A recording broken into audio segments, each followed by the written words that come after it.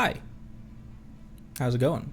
Still seems weird having my model like that. Maybe if I put it up like that, that feels more normal. Yeah, that feels more normal. Hi, what's up? How's it going, everyone? Live stream codes. I saw just like a tiny bit. I actually tried not to go through the really go through the Discord a ton.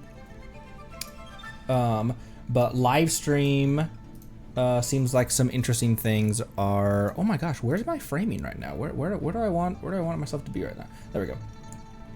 Live stream codes and live stream information and stuff.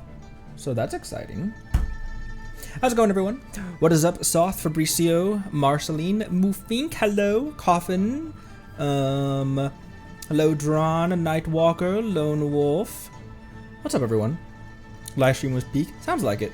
Sounds like it was a lot of, at the very least, interesting stuff, and stuff that is maybe cautiously exciting. It's always what I try to do with announcements when it comes to this entire industry in video games is cautious optimism.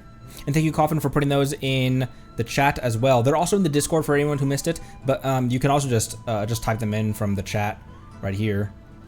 Anyone who missed those codes. Bit of an unconventional stream today right now. I said that I wanted to do some reactions. I wanted to watch some of the trailers, some of the recaps, some of the videos, and that kind of stuff before we head into Natlan on Monday. Excuse me. I need to pull up my notepad actually. And I think it's gonna be a bit of a read, but I think I'm gonna read both Moonlit Bamboo Forest and Records of Jueyun right now, as well. So you guys can get my genuine reaction so that I can read it on stream. Yeah, I think we'll start off with. I think we might just start off with the lore book readings. Excuse me. So, bit of an unconventional stream, kind of odd, kind of different, but we will be back into the regular game and back into Archon quests for the first time in a long time on Monday. Oh right, the Moonlit Bamboo animation as well. I had not put that in my in here. Skook.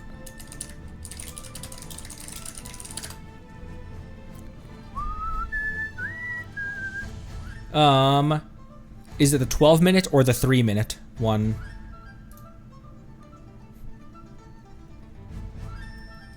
And I'll throw that into my playlist.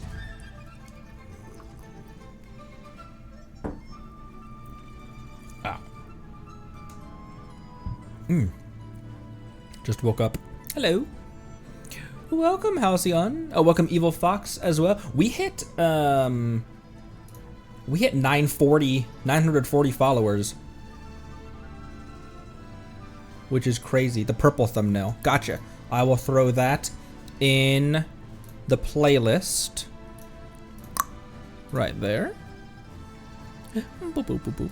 Boop, boop, boop, boop, boop, boop, boop.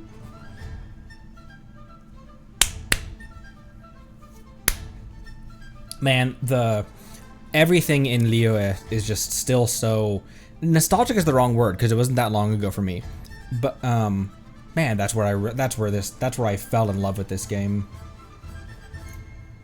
Okay, let me pause that music real quick.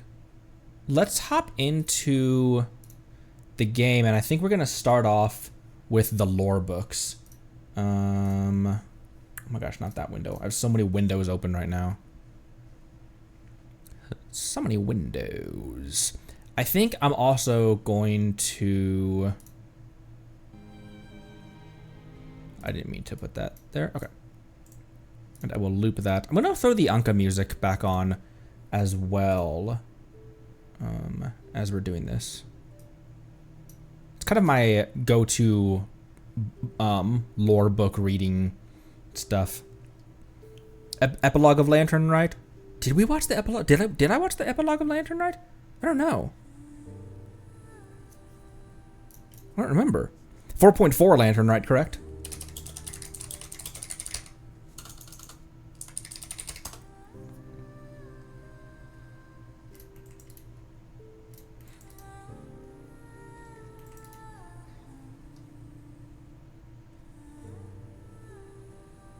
Watched a tiny bit, not the full thing. I watched, yeah, I watched the part about Novelet and Zhongli. We watched a bit of that stuff. I'm seeing just in the Gaming doing the dance. We did see that. And Gaming's dad. We did watch that part. We watched that as we ended this year's Lantern Rite, I believe.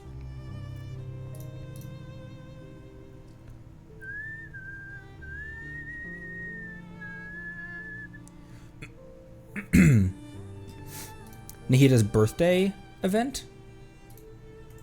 Oh, it's around 60 minutes. We can throw that into a scoreathon maybe. I feel odd about here. Let me swap back to here. I feel odd about doing long doing reactions that are like trailer and teaser for characters. Feel like reactions to video reactions. I don't know why I feel odd about reactions. I just often feel like I'm not a good reactor to begin with. I don't know. Non-reaction, just experiencing the van event. That's true. Like Windbloom and stuff like that is in the playlist as well.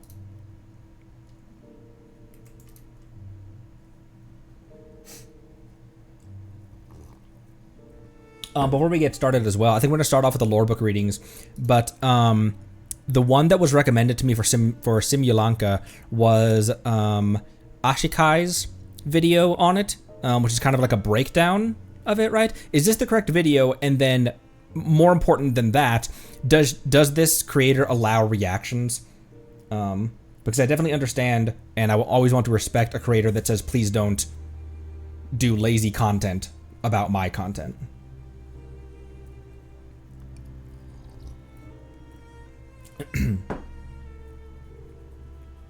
Because it's really easy for, I've talked about that before. It's really easy for people to just watch the video in full, say nothing, and then just go, damn, that's crazy, and call that a reaction. Meat Canyon made a joke about that, and I kind of agree. And that's a lot. That's what a lot. I think he was mainly aiming that at like TikToks and that kind of stuff, though. But other big channels react to it. Videos and chat didn't say anything about it. Okay, cool. Word, right on. I just want to make sure that it's not a big deal to them. Still better than overreacting. Overreacting. That's true, I guess. That I'm not flying out of my chair with, "Whoa, did you see that, chat?" I never want to be that streamer. It's also just not my personality either. Let's head into the archive.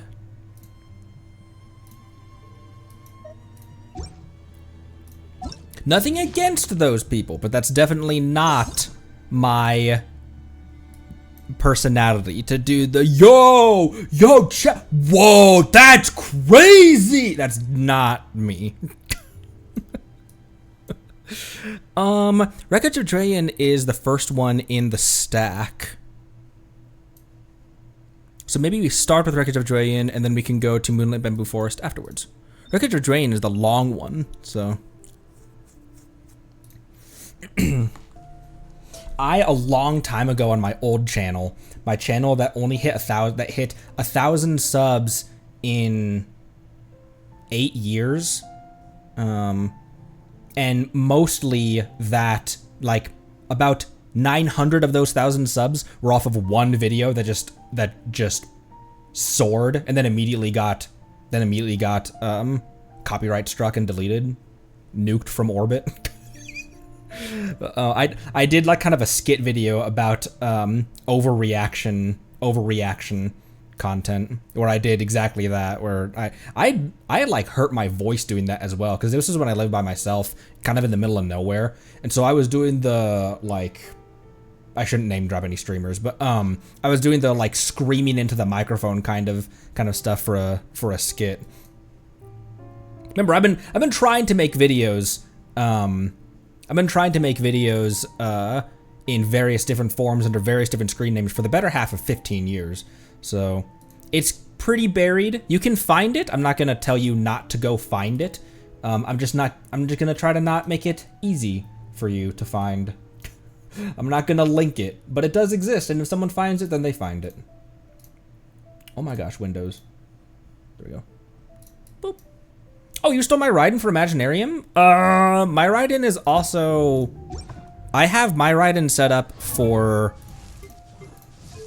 EM Raiden right now, an experimental EM Raiden, so that means a +8 artifact. That affects you, doesn't it? Here, let me switch those back. I feel okay about my Raiden right now because you guys said that she doesn't have natural crit stats, whereas like Navia and Yoimiya, they have Navia has crit damage as one of her ascension stats. Yoimiya has crit rate as an ascension stat, but Raiden doesn't, and so 56 by 133 is still much lower than it should be, but I feel okay about that.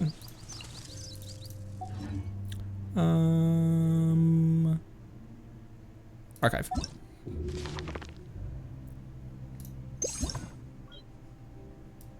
People have also used my Yelan. I'm happy with my Yelan build right now, as well.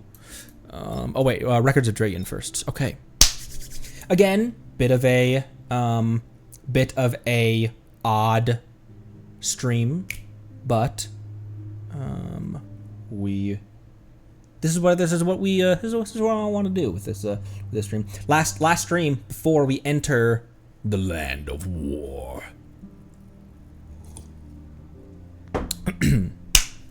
Stone statues appear across the vast land of Liyue. Most were built by locals who prayed to them for favorable weather and peace steadfast as the mountains. But it is claimed that some have a much more ancient history. One story regarding the animal statues in particular is popular among the fishermen of the Bishui River, the silvergrass harvester of Dihua Marsh, and the old mining crowd. They say that in some corners of the land, ancient stone beasts wake at night in the cool of the fall and look around at a world that has slowly become alien to them.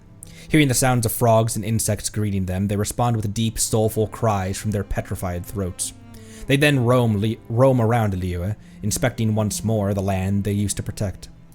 To my knowledge, no one has ever witnessed a stone beast in motion firsthand. However, local residents who know the territory extremely well have long observed and accepted the phenomenon that the animal statues can change location and posture overnight. Meanwhile, light sleeping campers often report hearing a sound in the middle of the night that is like flowing water, only much deeper in tone.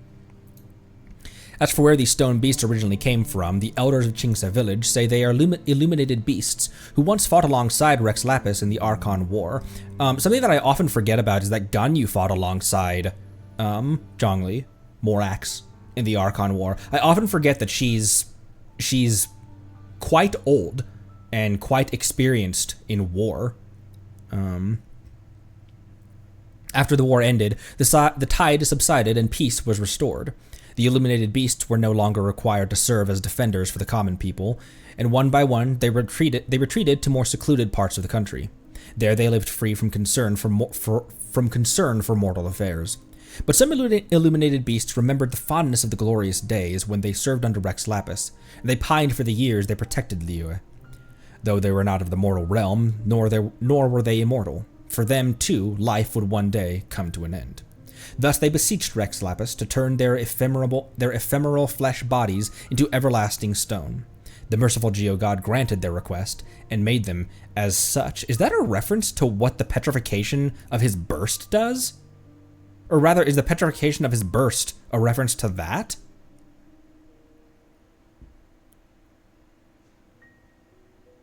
Turn their ephemeral flesh bodies into everlasting stone, because that's literally what he does. He just shatters it immediately after. I remember when we did Zhongli's first story quest, the Saltere one, the trial Zhongli that they give you is so... They give you kind of a geo damage. They give you kind of an attack Zhongli instead of a shielding Zhongli, which makes sense because that's a trial character. They want you to use him instead of just activate the shield and switch to someone else. And But I didn't even realize when we were playing the Saltare quest that that the burst solidified, would petrify enemies because the meteor just killed them instantly. Volume 2, that was called Stone Beasts. Volume 1, Palace Beneath the Sea. The day had arrived. It was time to collect the bride. The sea god looked majestic indeed as he sat center stage in his giant clam, holding in his hand the reins of 2 sea serpents. They stood as imposing as Mount Tianheng before the royal carriage as their master accepted the gift of pearls from the village elders and welcomed his new bride aboard the carriage. In return, the village would receive the sea god's blessing, a year free from tempests and tsunamis. The bride was whisked away to a place deep beneath the waves, far from home, far from the reveling crowd celebrating the festival, and far from her mother, all alone. The sea god took her along a corridor of great columns formed from the skeleton of a dead whale that led to a palatial gate adorned with shining pearls and iridescent shells. Finally, the young bride had arrived at the palace of the sea god had made for her, the palace that was to be her new home. "It was not my plan to meddle in the affairs of common people," came the god's voice, rippling through the water. It was a husband's attempt to console his bride. "This place has served as a new home for many other young women, and it also became the place they spent their final days. Many of them were driven away from the village where they were born. For them, the ocean has provided safe refuge, somewhere they could sleep peacefully without fear of being disturbed, somewhere they could call home. But this young woman did not want a new home decorated with prize pearls and rare shells. The dazzling spectacle of the ocean floor and the creatures that she knew lurked in the darkness filled her not with peace, but with dread. Time went by, and the longer she stayed in her bewildering ocean chamber that she knew not sunrise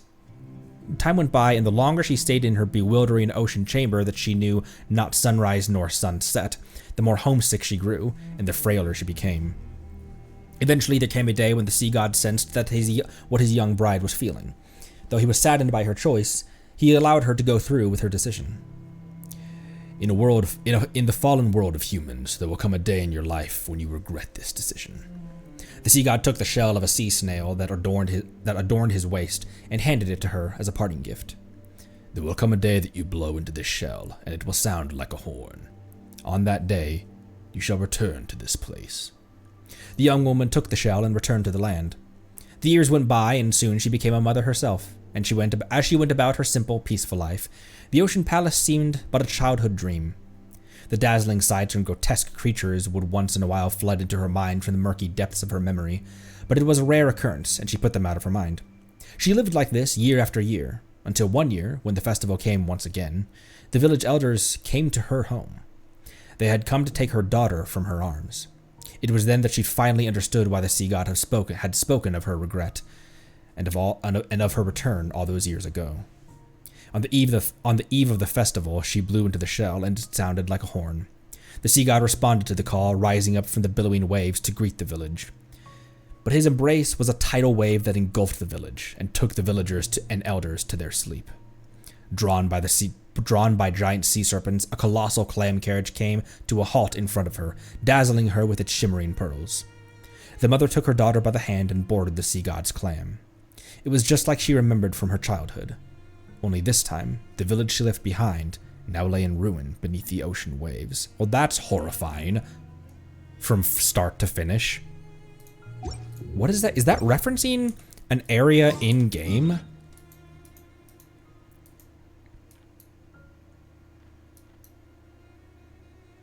Reading this in Jueyun Karst actually also would make a lot of sense.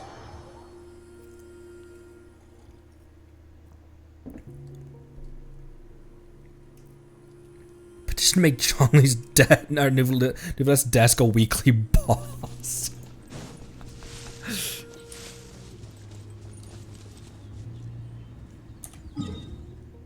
Because Jueyun Karst isn't near the sea.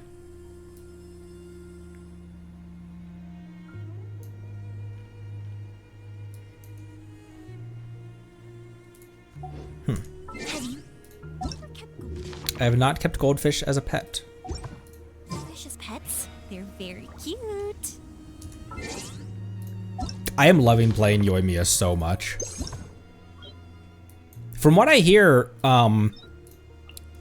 playing Yoimiya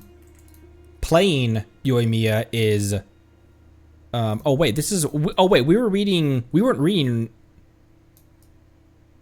Yeah, we were. Never mind. Yeah, we were. We were reading Records of Jueyun. Never mind. Yep. Okay.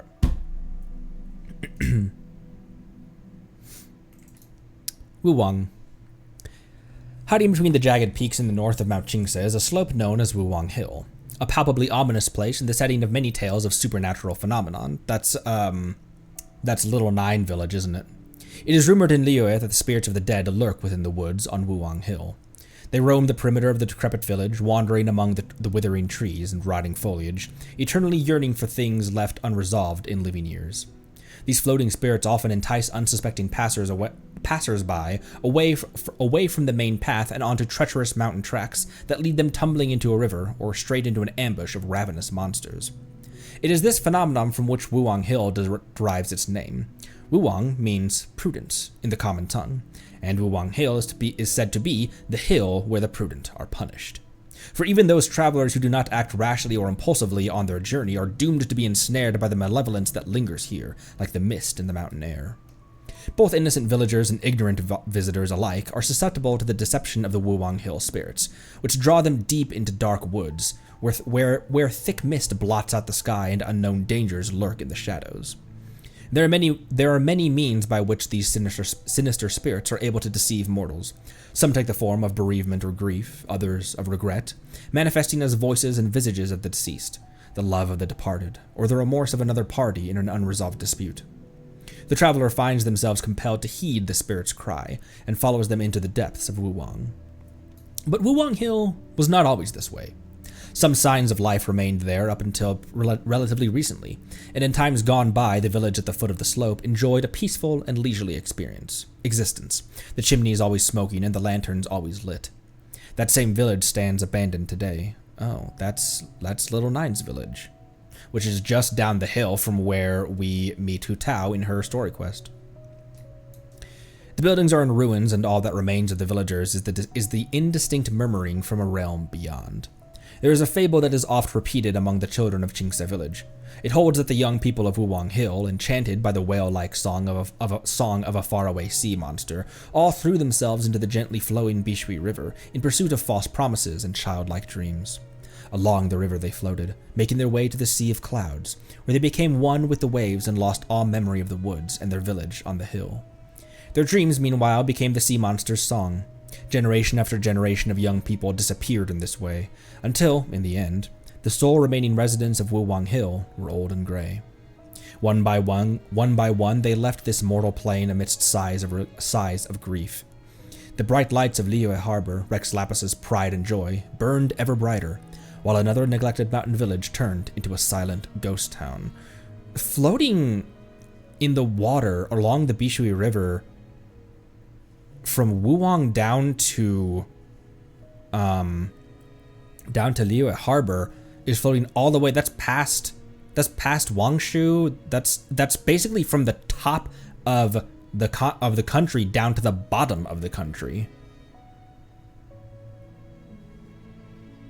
That's a parallel as well, maybe unintentional, to Little Nine's story as well, where she slipped into the river and did the child in Genshin thing. But unlike the fleeting and fickle human mind, the ever-flowing ley lines remember all. Surging elemental energy takes on spirit form to recreate all the dreams, both fair and foul, of Wuwang's Hill erstwhile residents. Much like a mother who once lost a child and now searches desperately through their irretrievable past for a way to bring everything back, the ley lines, albeit unconsciously, repeatedly recreate the past and those who inhabited it. The way each looked, the way each child cried, the way the elderly would sigh in their twilight years. Each moment of joy and each moment of sorrow. And like the hypnotic song of the great creatures of the deep, it unintentionally lures toward it any nostalgic soul who would dare trespass here. Wow, that recontextualizes Wuwang. That its creepy supernatural vibes are just a result of... It's like a it's like a focal point of the spirits, which we kind of got into just a little bit with Hu Tao, didn't we?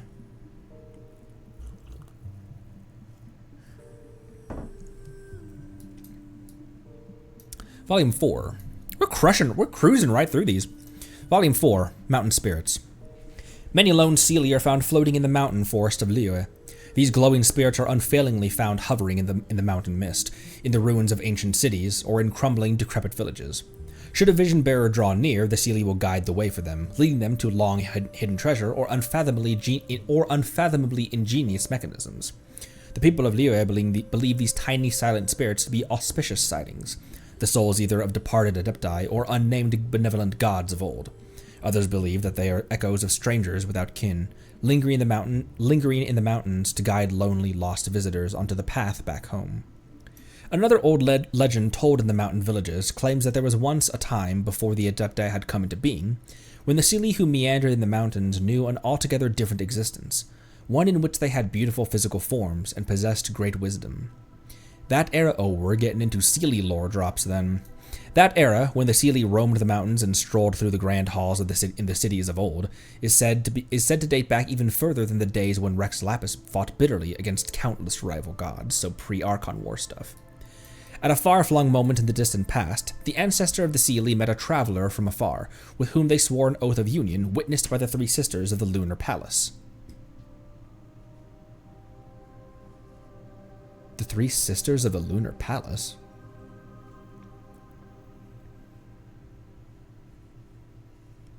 An ancestor of the Seelie met a traveler from afar, with whom they swore an oath of union witnessed by the three sisters of the Lunar Palace. Just 30 days later, a sudden disaster struck. The Seelie and their lover fled into exile as the world collapsed around them, fleeing until the terrible calamity caught up with and seized them. Their cruel punishment was to be separated from each other for eternity, and to have their memories wiped without a trace. The graceful but heartbroken Seelie and the sisters grew more sullen and withdrawn with each passing day, to the point where their wondrous forms withered away, leaving fragments of their former selves scattered in the mountains and ruins, where they turned into tiny little life forms. They had forgotten so much, lost so much, and been stripped of their voices and wisdom, yet they continued to sing their same songs of grief. Is that the sparkling that you hear? Like the shimmering that you hear when there's a Seelie nearby is their song of grief?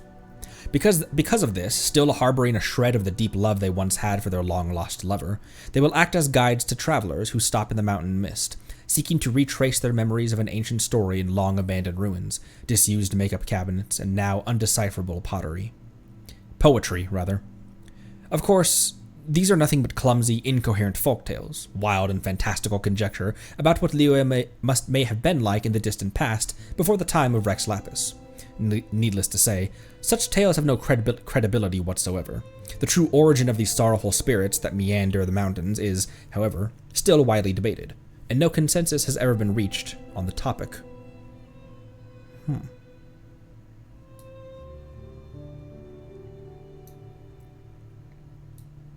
The lunar gods, I feel like I'm supposed to know who that is, but I don't know.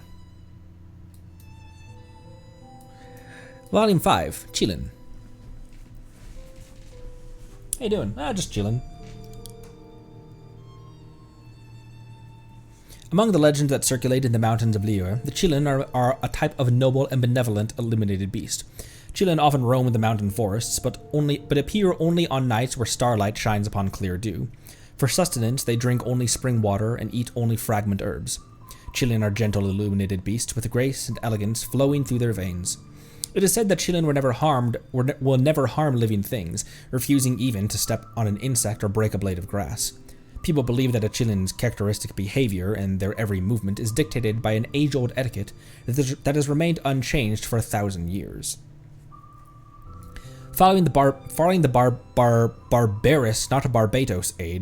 barbarous age of the Archon War, many Adepti became unable to continue living among the clamorous world of mortals. As a result, and under the direction of Rex Lapis, they withdrew themselves from society to live in seclusion in the bamboo groves and mountains. No longer would they interfere in the human world, content instead to enjoy a realm of mountains and water to pursue their own interests. Yet some illuminated beasts there were that, over 1,000 years of mortal cooperation, had cultivated deep friendships with ordinary humans. They decided to carry out the will of the Lord of Geo in the mortal realm, assisting human society with their adeptal powers and charity. Some hid in the mountain hamlets, others walked the bustling city streets. They lived together and mixed with humankind, leaving behind unique bloodlines in Liyue Harbor. I would say so. According to one folktale, as early as several thousand years ago, they were already... We don't know exactly what type of Adeptus Yanfei's father was, do we? It was her father that was the Adeptus, right? And her mother was human. According to one folktale, as early as several thousand years ago, there were already those among the elegant Qilin who had begun to grow deeply attached to the savage mortals. The tale tells of how, in that barbaric era, the people wore clothes of water lotus and bay leaf. One night, an herb gatherer was bathing in a mountain pool when, to his surprise, a passing Qilin began to eat the clothes that he had left by the water's edge. The illuminated beast was too young to understand human notions of shame and privacy, and had yet to learn the conduct of illuminated beasts in the mortal realm. To make up for her crude behavior and to avoid startling the vulnerable... Wait, hold on. An herb gatherer was bathing in the mountain pool when, to his surprise, a passing Qilin began to eat the clothes he left by the water's edge. Typical goat behavior. Anyone raised goats? The illuminated beast was too young to understand human notions of shame and privacy, and he had yet to learn the conduct of illuminated beasts in the mortal realm. Okay, I did read that correctly. To make up for her crude behavior and to avoid startling the vulnerable mortal with her otherworldly adeptal presence, she transformed into one of human bearing. As the pale light of the full moon fell onto the pool, she appeared before the herb gatherer. The young illuminated beast ultimately did not understand human notions of shame and privacy. She stood in that mountain forest, lit by cold moonlight and the glow of fireflies, clothed only in dewdrops and the lunar gleam. Together with the ignorant mortal, she traveled, strolling happily among flowers and bamboo groves, revealing to him the mountain dwelling of the Adepti, interpreting for him the language of the birds, sleeping lightly amid the cry of insects, sinking softly into shared and ancient dreams. As the herb gatherer began to stir at the first light of dawn, he awoke to find that the noble illuminated beast had vanished without a trace. As for how this tale unfolds, opinions vary widely. Why does that remind me vaguely of the tale of the... Which one was it? Was it the fox? The fox in the Dandelion Sea? Why does that remind me vaguely of what happened in the Fox in the Dandelion Sea? Or maybe not even the Fox in the Dandelion Sea, maybe, which one was the one with,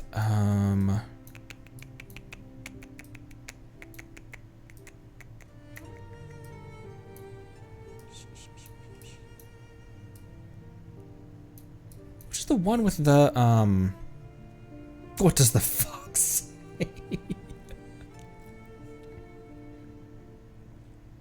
Ganfei is a type of ox. Huh. There was another one that I read. It was the only one that it was the only lore book reading that I've finished. The only video that I've finished, like audiobook style, that I have finished and posted.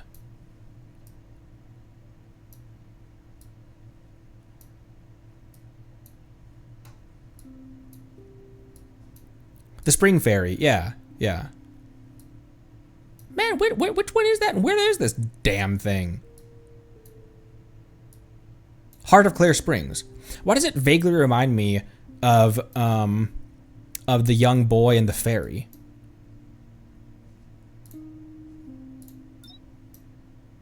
Not that. Records of Jueyun is what I want.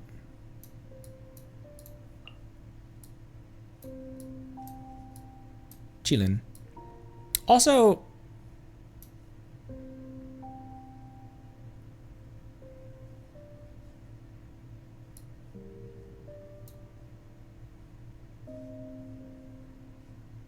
Here, let me finish reading this one real quick. As for how this tale unfolds, opinions vary wildly. Some people say that one night the Qilin placed a bamboo basket outside the front door of the herb gatherer's home before disappearing into the moonlit mist. When the herb gatherer came to the door, he found a child soundly asleep inside the basket.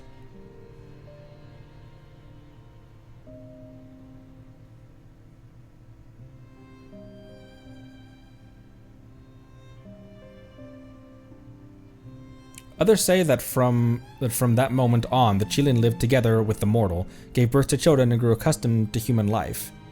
No matter the truth of the 1,000-year-old matter, the elegant illuminated beasts continue to walk among the residents of Liyue, unseen among the sea of people, waiting for the day when Rex Lapis calls them forth. Once again, this isn't Ganyu lore, is it?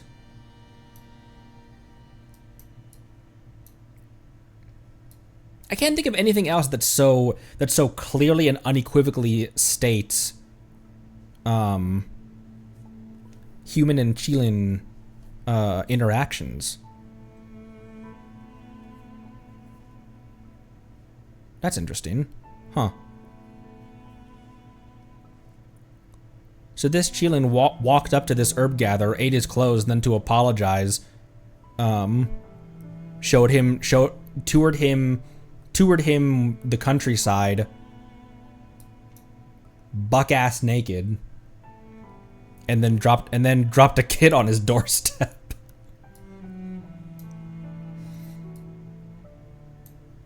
Huh. That's interesting. I wonder if I'm taking that way too, if I'm reading way too much into that, but it seems like that could be a Ganyu theory. Volume 6, Hidden Jade. How are we already done with records of Jueyun? In the valley northwest of Liyue Harbor and south of Nantianmen lie many silent ancient ruins. One of these areas is known as the Dunyu Ruins. Where is that? So I can contextualize that for myself. Dunyu Ruins. Right here. Oh, it's this place.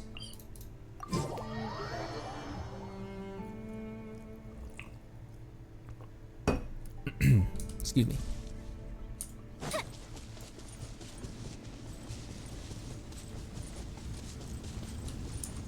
It's that one.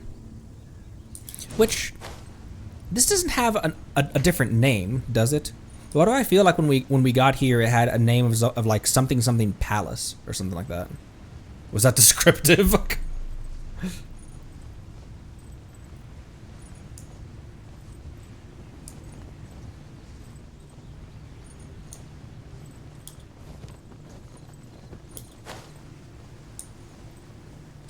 Probably just Dunyu Ruins, isn't it?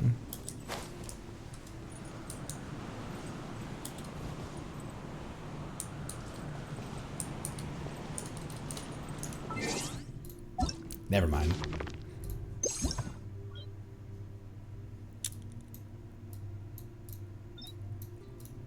Sixth. One of these areas is known as Dunyu Ruins. This area is said to have already existed even before the time of the Archon Wars. According to old legends passed by word of mouth, Dunyu means the land to which beautiful Jade flees. In a past beyond memory, when even Rex Lapis would have still been young, a star fell from the sky into the barren plains west of Liyue. These plains were transformed into a huge and deep chasm in the wake of that star's descent, and Jade would emerge from within, beautiful and limitless, and it would become the foundation for 1,000 years of industrial mining in Liyue thereafter. In a past beyond memory when even Rex Lapis would still have been young, a star fell from the sky into the barren plains west of Liyue. I thought the chasm was created when the skyward nail, not the Skyfrost nail, but when the nail that's the celestial nail that's deep in the spoiler, that's deep in the chasm. So it was a falling star from the sky, or maybe Tevatians interpret it as a falling star. Maybe it still was a celestial nail.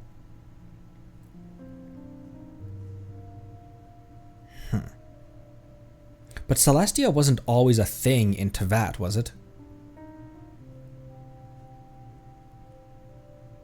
because the dragons predate, because they're the original sources of the elemental powers, right? Or they're the original holders, at the very least, right? But the Celestia, this isn't that era though. Okay, a star fell from the sky. So maybe it was still the nail, but it. A star fell from the sky into the barren plains west of. Oh, we read that. It's just reminding in Liyue thereafter.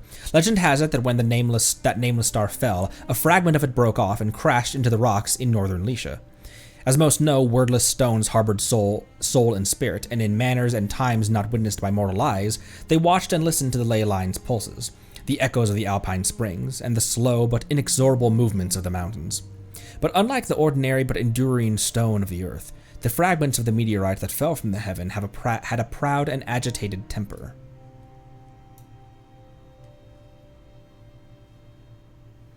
Later, when countless gods and rulers fought over the appointed celestial seats, and the very stars and abyss themselves faded, tragedy and evil embarred the breath of the waters and mountains. The fallen star could bear this no longer, and heedless of the great chasm's persuasions to stay, it leaped away towards the heavens. As it returned to the skies, the heavenly Jade left behind a deep pit, within which humans would build great cities and mighty fortresses, finding refuge and shutting themselves in with the leftover inheritance of that fallen star.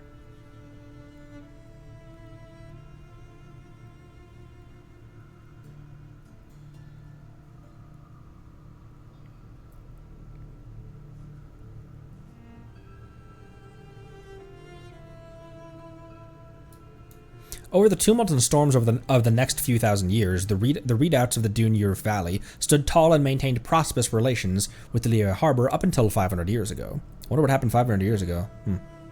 But with the coming of the Black Calamity and the rise of the Abyss, the residents of Dunyu sealed the ancient city and departed for other lands. None know why these refugees chose to shut the gates of their home, and even the millennia-old Adepti and Yaksha are silent on this matter. And so, the sealed fortresses became giant silent tombs, with naught left in them but the sound of pond water and the wind whistling through the empty halls. And thusly too did they come to be called the Dunyu Ruins by the people of Liyue.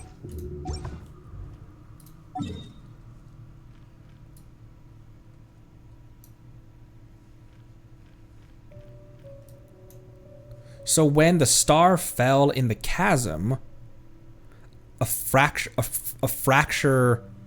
piece of it impacted what would be Dunyu Ruins? What would eventually become Dunyu Ruins in northern Lisha?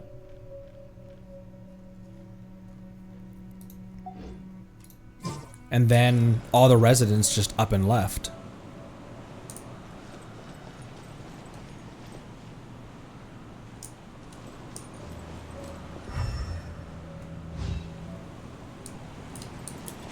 Up and away.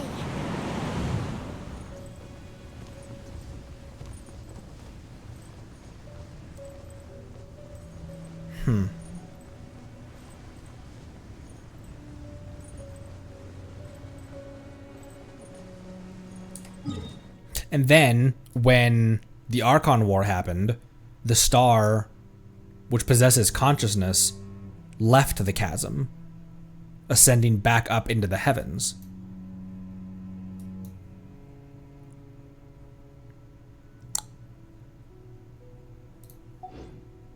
Well, that's interesting. Moonlit Bamboo Forest. Where would be a good place to read Moonlit Bamboo Forest? There's bamboo up in Qingce, isn't there?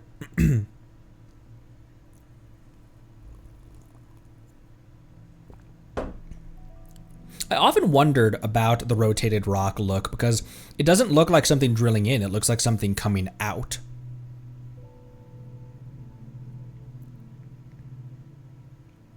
It definitely looks much more like something leaving the chasm rather than something drilling into it. This was a terrible teleport to come to observe that.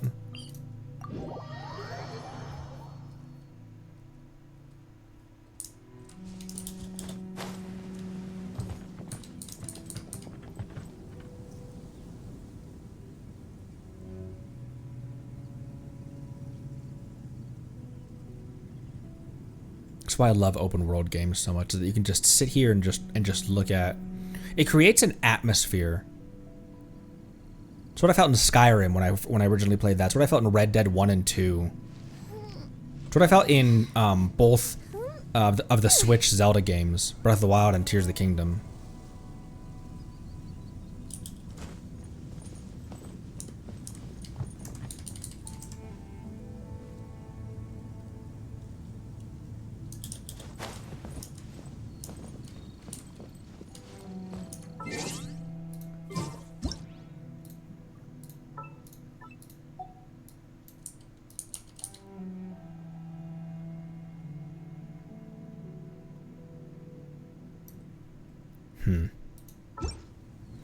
Interesting.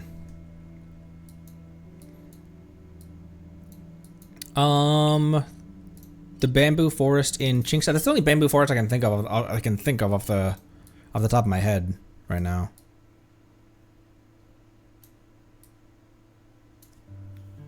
Also, Guili Plains, is that a reference to Guili and Zhongli? Guili and Zhongli. Is Guili Plains a reference to Guizhong and Zhongli?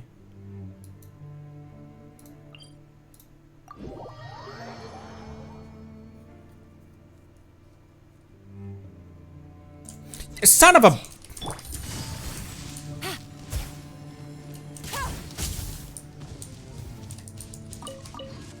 Anyways, forgot about that guy. I haven't teleported to this in a long time. I haven't used this teleport in a long time, apparently, because I completely forgot about... Oh, you just said that, Jobster. Thank you. I saw your message too late. You and me on vacation and Leah just learning lore. IRL lore. That's some of my favorite thing. That's some of my favorite parts of going to different places in the world. Is just learning the lore? The lore of the world? You mean history, Connery? No, lore. It's lore? Are you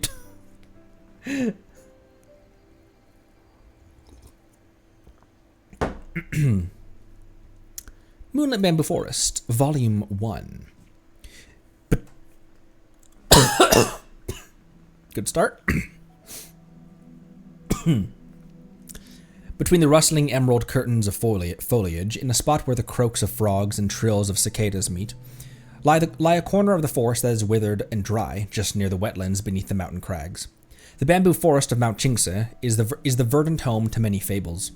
After a spell of rain, a cadence of drips and drops can be heard bouncing from the bamboo leaves and hollow bamboo stalks. Along a winding path between the bamboo spires came a young boy. He swiftly made his way along the trail, climbing up damp crags and running down its paved mossy course. The leaves of tangled foliage and vines strewn across his path brushed against his skin. The boy finally decided to stop for a rest at a dried and withering spot among the creaking bamboo of Mount Qingce, tucked away below the mountain rock. The boy clearly remembered the village elder once saying that the rainy season was the proper time for the fox to take its wife. Only the eyes of a child could ever see the fox bride's crimson sedan chair and its procession dancing through the forest accompanied by strains of music and thumping drums. What? Only the eyes of a child could ever see the fox bride's crimson sedan chair and its procession dancing through the forest accompanied by strains of music and thumping drums. The village elder also warned that kids mustn't approach any such procession. If you wander too close, the fox will snatch your soul away. That's what the village elder always said. What happens if your soul gets snatched? Asked one of the kids. Once the fox has your soul, your fate will be forever sealed. Perhaps they will use you for music in the processions, smashing you like a cymbal and beating you like a drum, horns blaring all around. There will be no rest for your soul. The elder would never forget to pose as if she were beating a drum while she spoke, scaring the little ones all the more. As the boy grew older, he stopped believing in the elder's silly fables. Following the Seelie's wispy trails, he passed through the green labyrinth, accompanied by the faint calls of foxes coming from the crickets along the way. Those crafty creatures hiding deep in the forest will seldom reveal themselves or their boisterous bridal processions to careless treading travelers.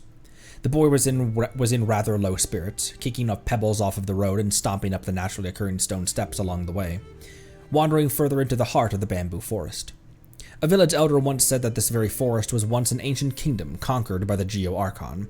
That's another reference to the scores of kingdoms and people that Zhongli must have slain during the Archon War. We know of Angelica's people and Saltare, and that's only 2. To win, quote unquote, we say with heavy quotation marks, to win the power of Geo must have meant decimating generations of people that, quote, stood in your way. Grandpa's got bodies. But what did the Geo Archon look like? Did it have arms and legs, or eyes like us? Or was he more like the stone beasts found along the waterbanks? The herb gatherers that periodically set up shop in the city to sell their herbal ingredients would always bring tales of that year's rite of descension. Listening to their stories, one could only imagine the amazing scene of the Geo Archon descending to the world. But of course, the curious kids could only hope to someday see the great Archon that had been revered for generations with their very own eyes. Was the immovable Mount Qingse a gift from the benevolent Geo Archon? And were the decades of peace and the long lives that had been enjoyed by generations of people here preordained by the Archon? The answers to these questions lay outside the village, within the aging forest on the mountain. Bubbling with questions and expectation, the determined boy made his way forward beneath the scattered shadows of bamboo leaves.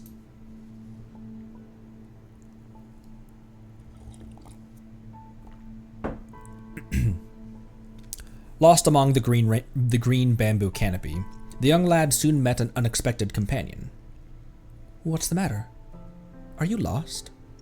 The lad heard a gentle voice among the rustling bamboo stalks, speaking with a hint of sarcastic playfulness. The lad turned to see a slender woman garbed in white. Excuse me. She stood beside a clear, babbling brook, with beads of water glistening on her woven rush raincoat, her golden eyes melding with the rays cast through the forest by the setting sun. This is 100% not what they're talking about, but the Sustainer also has golden eyes and wears white. Her golden eyes melding with the rays cast through the forest by the setting sun.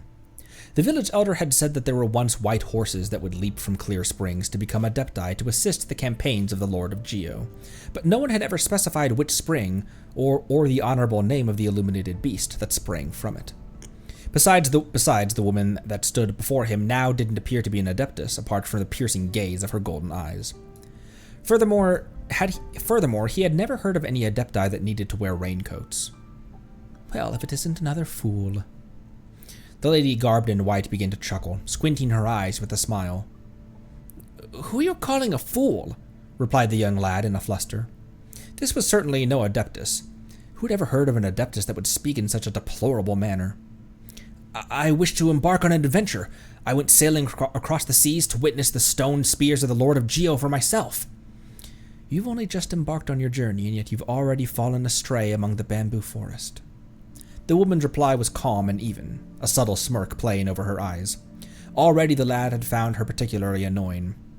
"I don't need your—" "There's no shame in being lost. Come, follow me. I will lead you out of here."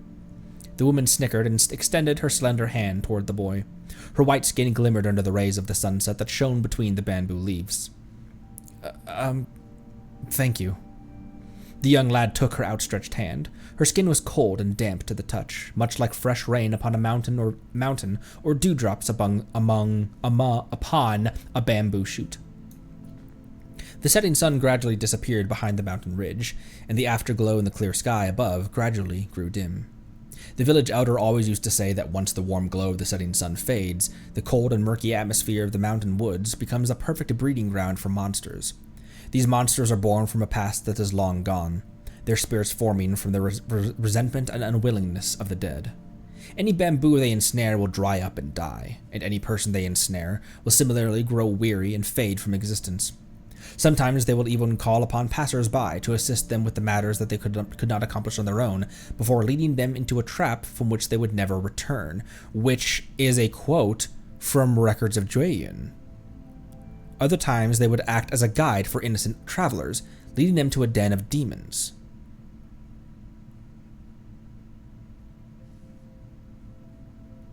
The monster... Wait, when it said that, it was talking about Seelie, wasn't it?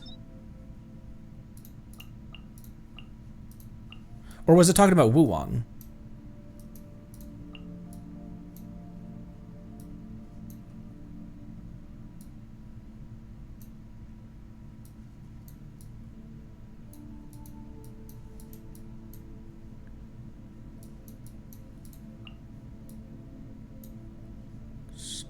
Storm boots came from...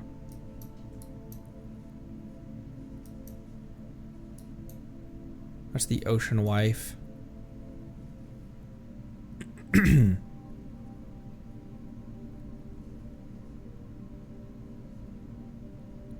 Oh, the spirits of Wuwang is what it was talking about, right?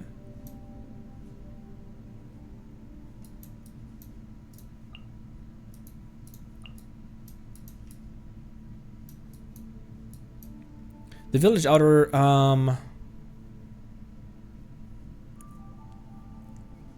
in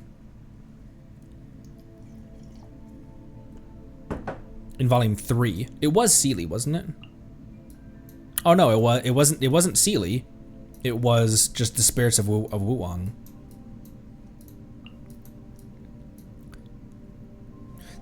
These monsters are born from a past that is long gone, their spirits forming from the resentment and unwillingness of the dead.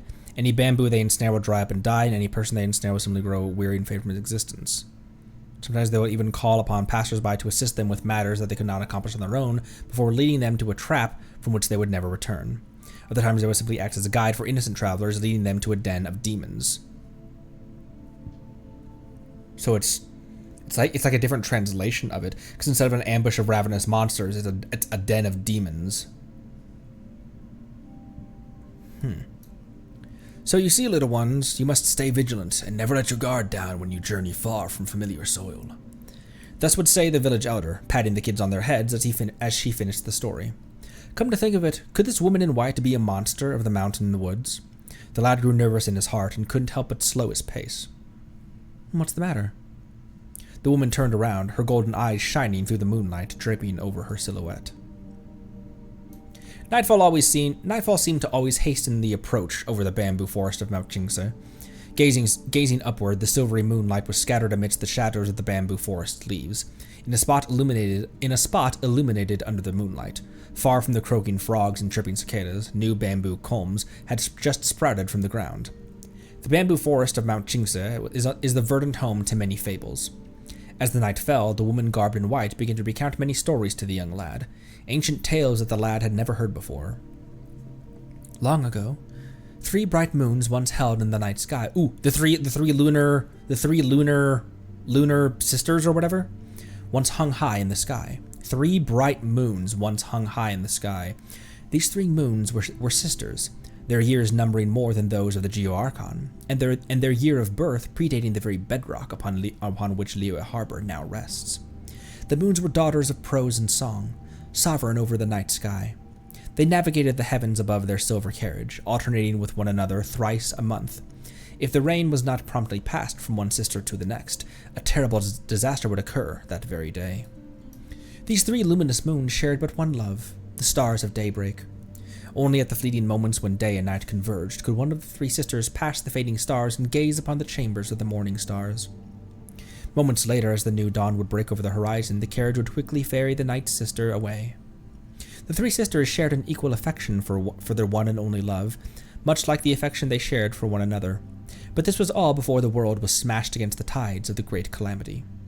With time, disasters overturned the sovereign carriage and laid ruin to the halls of the stars.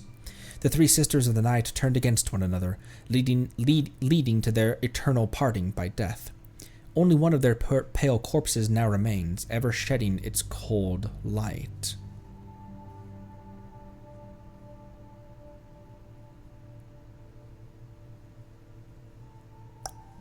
The moon in Tevat does not go through phases.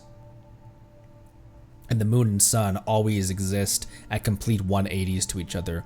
However, the Narzissen Kreuz Ordo is one such area. There are references all over the game of crescent moons and eclipses and stuff. But the moon as we see it in game is always full.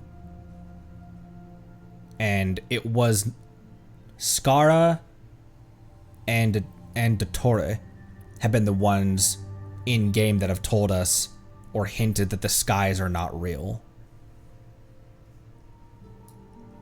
Skara first in a limited event, right? And then Dottore in Cimmerio Archon Quest. The woman raised her head and gazed at the moon through the sea of bamboo.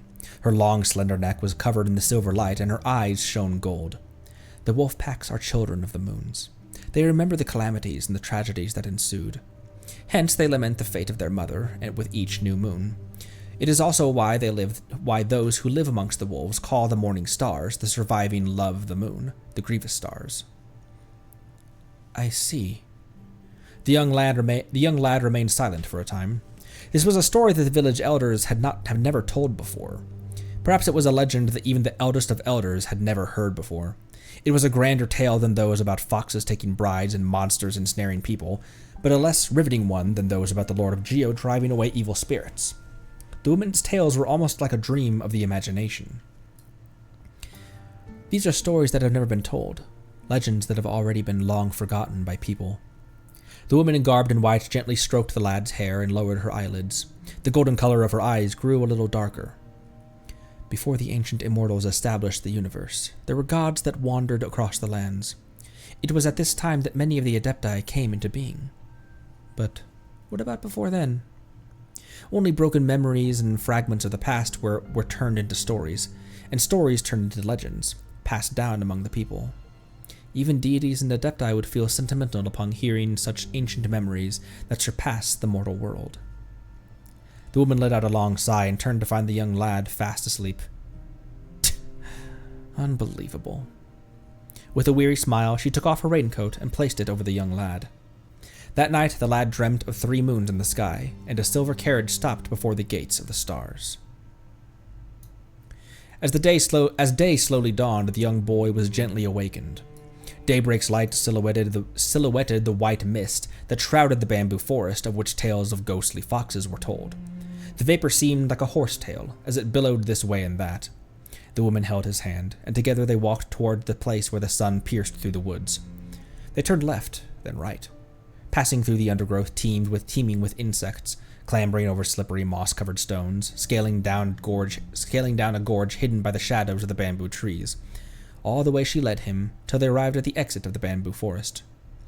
I still don't know who you are, or where you're from, said the boy, for the previous night's story had yet to leave his mind. The woman turned, with her back to the morning light, her eyes shone gold, but she merely smiled and said nothing.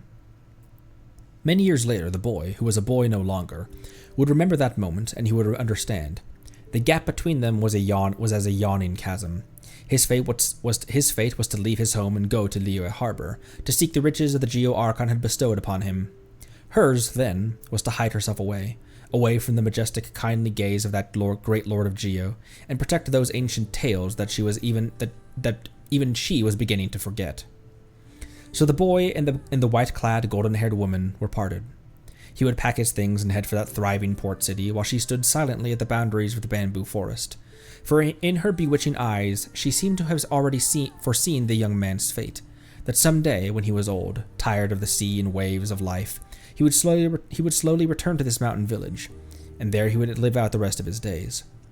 In the dawn's glow, the boy heard a whinnying cry that then grew silent, that then grew distant. He turned and looked, and there was nothing behind him but a single strand of hair that had come to rest on his shoulder.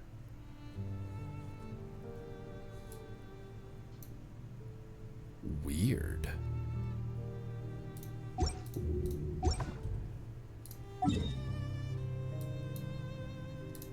There's not any weird old men in Qingse Village, are there? What a sentence, Conry.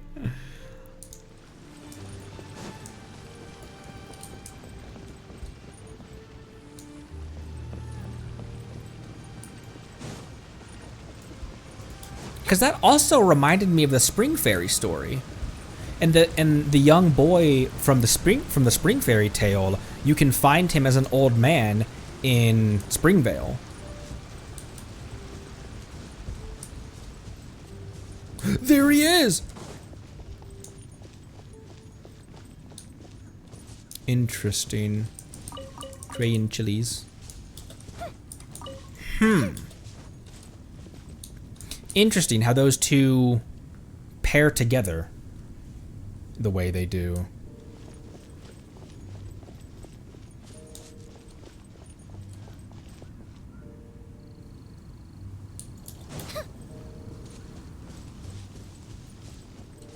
Springs of Hidden Jade. Do I have that one?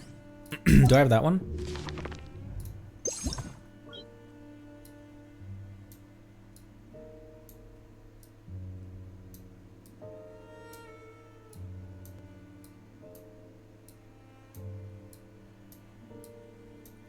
Don't believe so.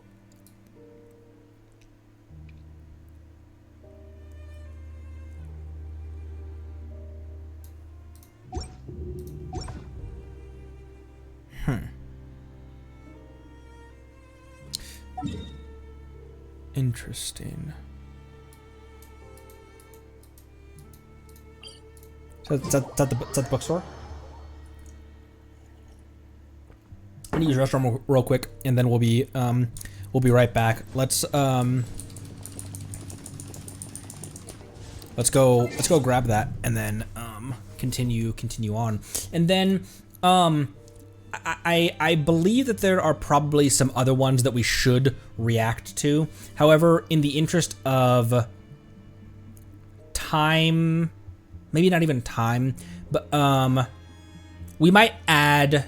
We're not gonna do the hour-long Narcissan Courage recap, but I believe that the Simulanka one from Ashikai, and then I think we'd watched this one. If this is what you're talking about in regards to the Fontaine teaser, we never did watch the Sumeru teaser, and then the Ignition, and then the Ignition teaser, and the Notland preview teaser will probably be ones that we cap this stream off with, or at the very least cap the reaction part of this stream off with. So I'll be right back. Oh, and the animation as well, the Moonlit Bane Before Us animation. We'll start off with that one then. Forgot about that. That one's up there. Be right back.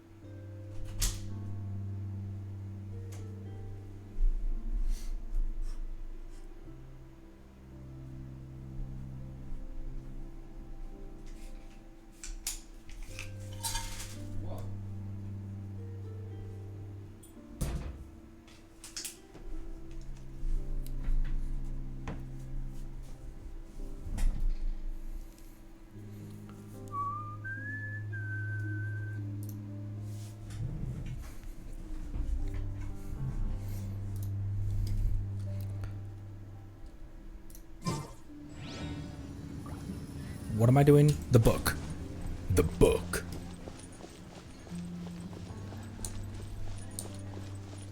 Millilith, more like Smillilith. Am I right? Sure is lucky that you're... Are you buying or not? Sure is lucky that you're open in the middle of the freaking night.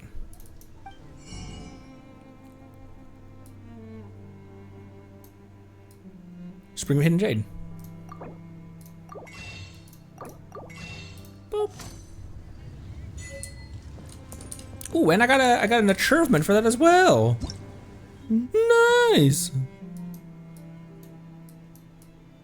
Okay, volume 1, volume 2. I was just making sure that there was nothing here for. I was like, yeah, that got me both ones, right? More like a mid Illith.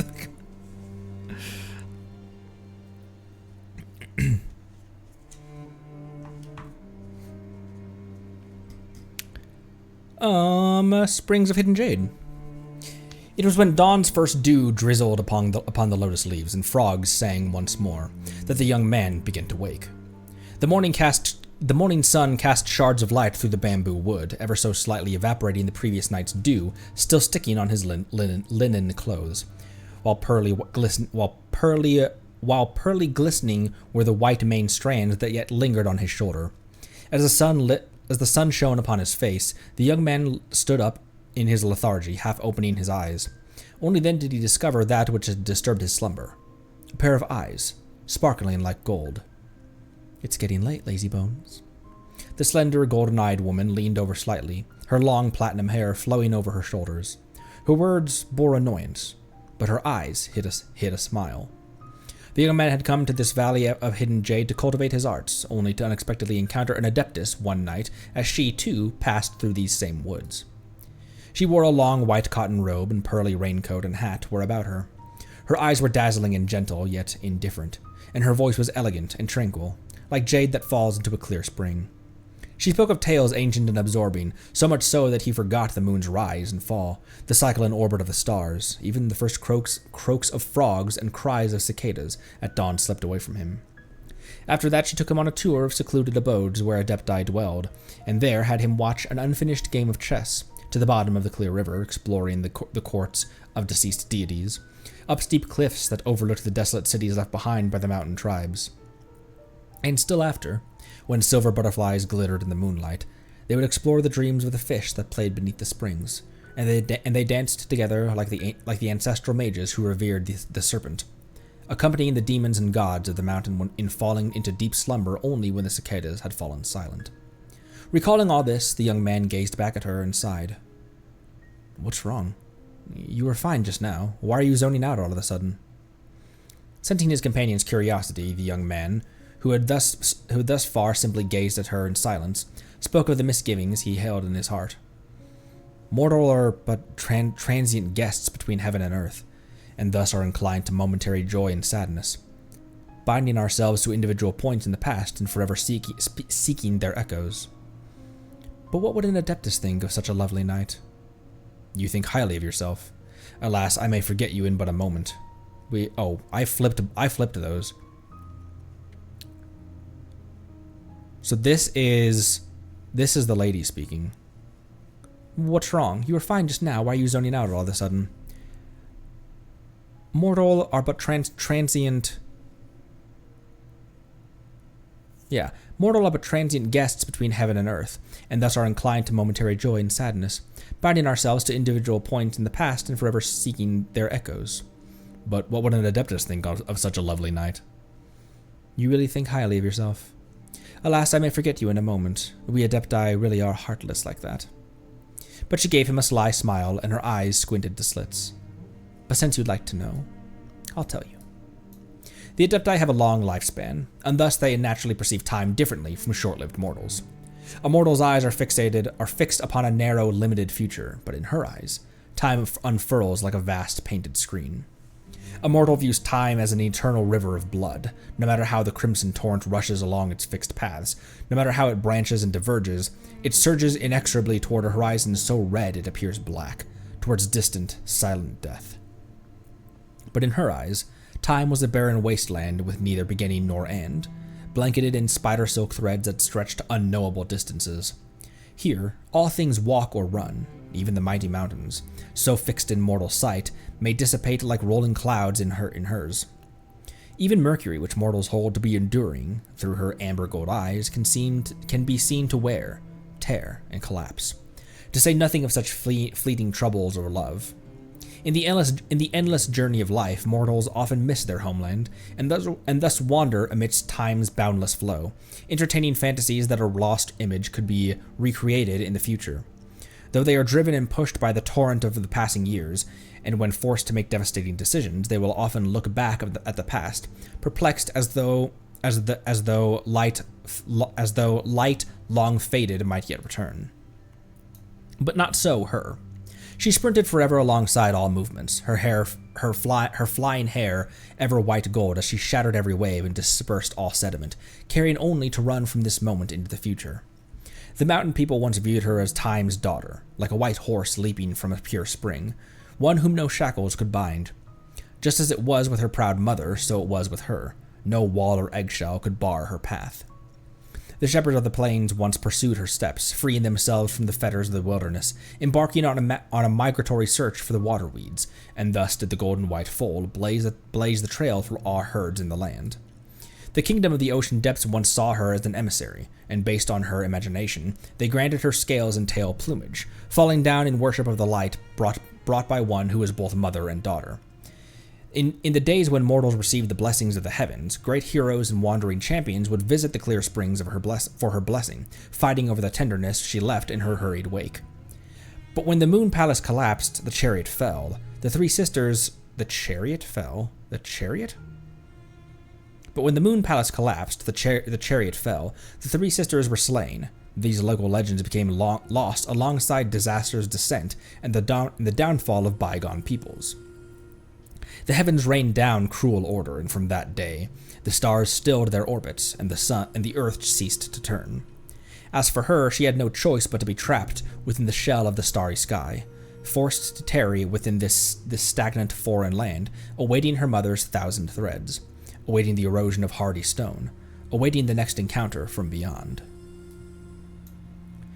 Now then, I've answered your question. And as for the story that follows, I told you much of it last night. He knew not when, but she had already wrapped herself in a white shirt. She turned her back to the scattered sunlight, and her amber gold eyes glittered in the darkness. I know it seems rude to mention this now, but I know you only as a transcendent adeptness. But not where you come from, or even your name. Might I have it? Once again, just as she had once faced another child she knew not amidst the bamboo forest, she only laughed, saying nothing more. Sighing, the young man nodded to her, bidding her farewell.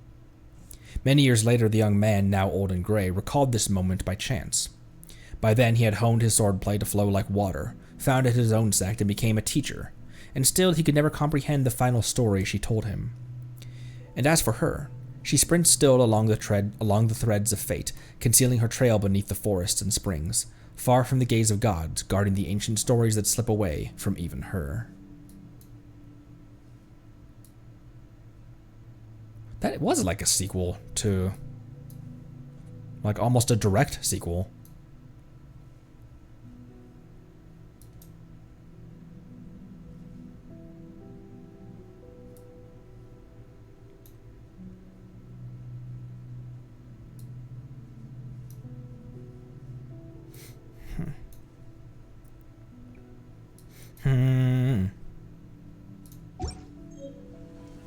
Fireworks are for now, but friends. But friends, are I did not mean to.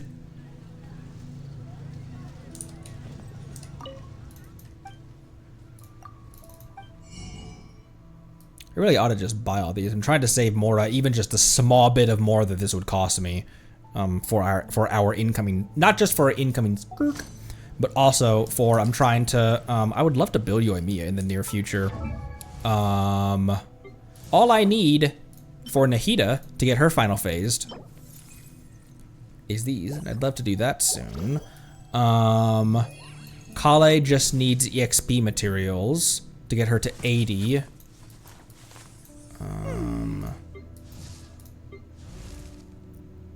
I need to rethink my Dia build as well, because she's on Severed Fate right now, and I would love to have 2 artifact sets for her. Because I'm going to be for real, as low damage as she does, I enjoy playing DPS Dia. I don't care. We've got nothing else to do. Why don't I tell you? She's on a team where she kind of can be like, you got Kaya and Bennett here. They kind of can cover. They kind of can cover for her, and then Shen had to buff Kaya. They kind of can cover for Dia's lack of damage. I like playing her, but I would like to have an artifact set that's a DPS and a Severed Fate DPS set for her. But then when she's in a real team doing what her job is supposed to be, where I have her in my Yoimiya one, then I want her to just be max HP, no ER. Who cares about crit rate, and just HP and EM and nothing else. Story. Also, Yoi is still rocking Yanfei's artifacts. But I have been farming actually.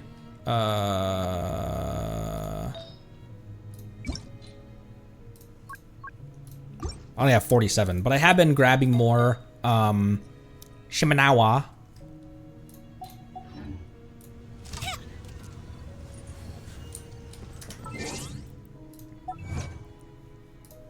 Let's hop into some reactions, and then I would like to wander in Genshin for a little bit as well. That was my 700th achievement.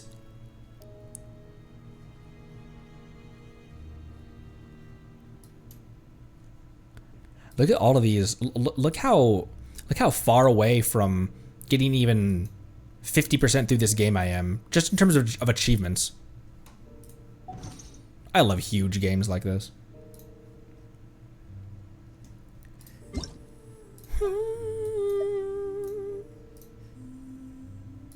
Okay. Let's begin with Moonlit Bambro Forest. Okay, we've got these ones. There was something about the Narcissan Court someone said would be a good wrap up as well. What was that? Someone put that in the chat not long ago. End of all.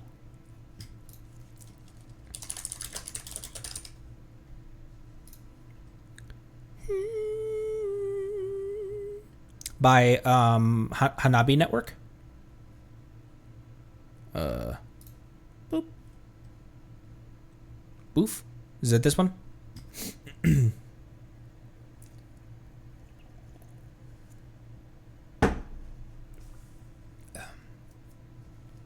The first. Cool. I will throw that in the playlist. Let's hop back into that playlist. Shugadoot. Shugadoot. Move that back up here.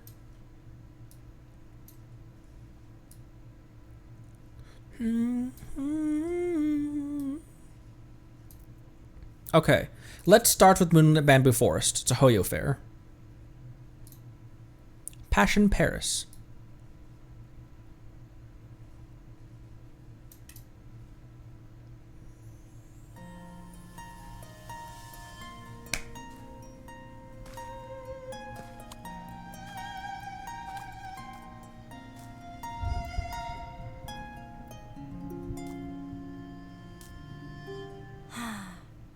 Jinza village looks so small from here.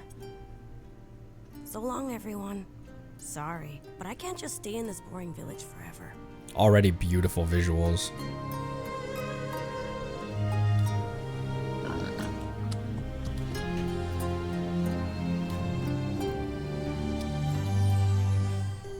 The forest is full of monsters. Wicked foxes who steal the souls of travelers, turning them into drums. Beware! And there are also horse spirit who fought beside our Geolord. And now lurk in the deepest springs. The village elders and their superstitions. I heard the Geolord is a dragon. Why would he need horses to help him? I'm done with their nonsense. When I get to Liyue Harbor, I'll explore the wonders of the world myself. So much to discover. What the heck? That's Inazuma. And if I'm lucky, I might even meet the Geolord himself. What do you say?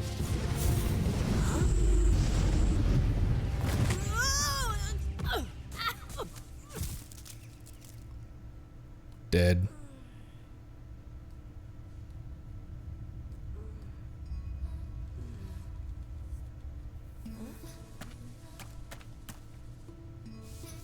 Hi.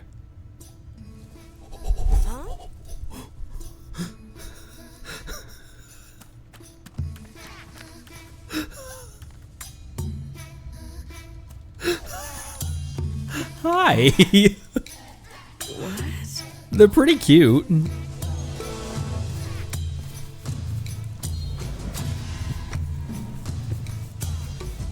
Foxes? No way.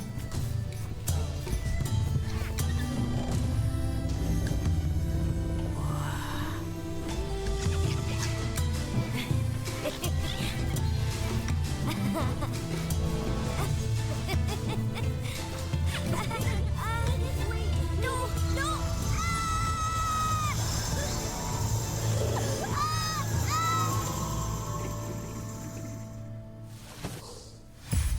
Trippy.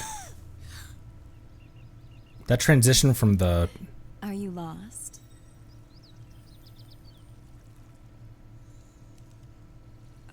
Hello. If it isn't another fool. Hey! There's a Seelie behind her. Who are you? And I'm no fool, I'll have you know. I'm heading to Liyue Harbor to be a great sailor. An explorer. How fascinating. That's right. And I'll travel across the seas and... And yet here you are at the start of your journey and already lost. I'm not lost. I'm just... this way? Or maybe that way. You super lost, homie. There's no shame in not knowing where to go. Follow me. I will lead you out of here. I can walk by myself. But, thank you.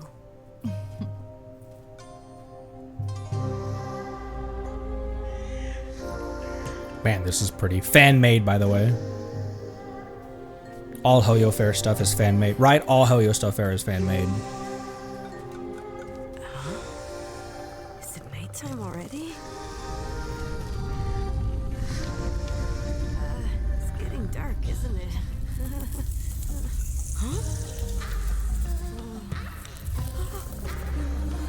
The forest is full of monsters. Ancient spirits lurk in the shadows. Did you say you live nearby? I didn't quite catch the name.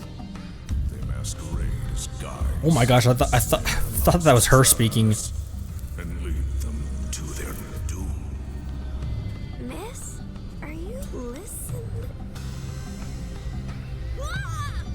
Beware, monsters. What's the matter?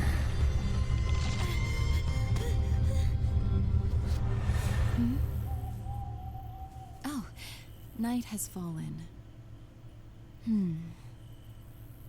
I know somewhere we can rest. Not far from here. So, you coming?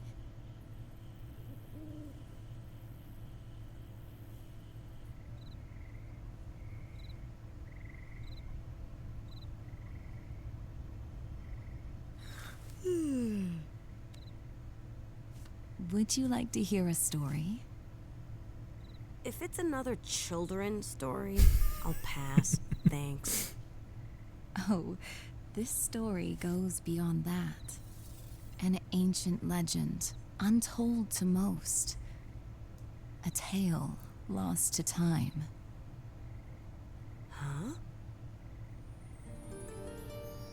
Long ago, there were 3 radiant moons in the night sky. These 3 moons were sisters, born long before this land was known as Liyue.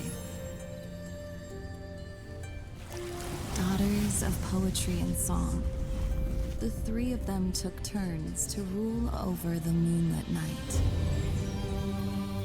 Every 10 days, one would be anointed queen of the night. Oh, there's a carriage. And ride the heavens atop their silver carriage. Then, as each night drew to a close, the queen would alight at the palace of the stars to greet their one true love, the morning star. However, the embrace of night and day is ever so fleeting, leaving but a few moments with her beloved. As cruel dawn broke, the queen of the night would flee, her high carriage streaking across the sky. But their peaceful reign suddenly stopped, as a great cataclysm came upon their celestial realm, ravaging the earth and tearing the heavens loose. In time, the queen's carriage was overturned, and the palace of the stars destroyed. Throttled by sorrow, without a throne to rule over, the 3 of them had to bid farewell through death. From their death, only one pale corpse now remains, ever radiating its cold light.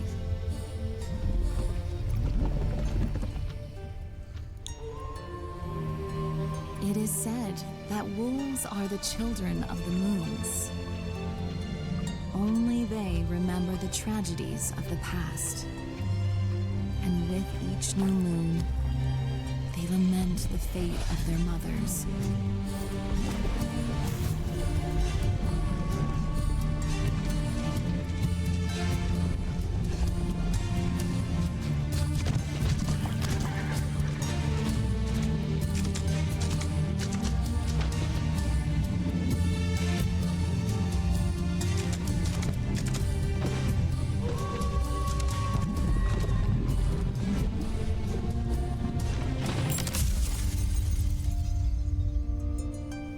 That's interesting. Breaking through the sky. So, were you lost?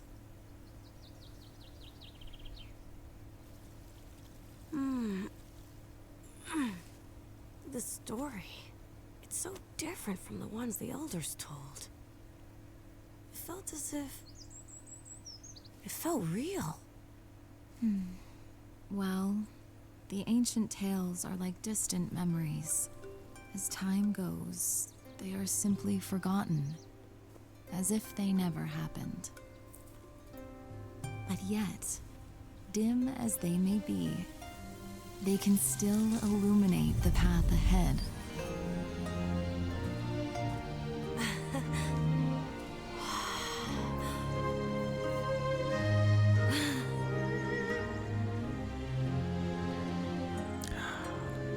Ancient Wangshu. And who knows?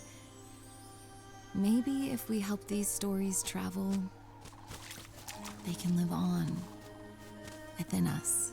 We've seen Ancient Wangshu in Cloud Retainer, in Shenyan's story quest. Although, we are all bound to forget them eventually. Even me. Is it this way? The Liyue Harbor? It's that direction, right?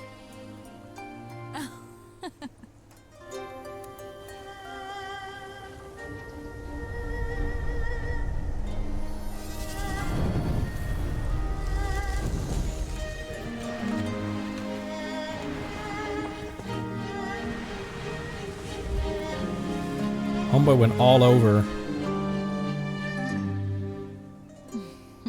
That was her foreseeing his future in the desert and... I Ormos. still don't know who you are.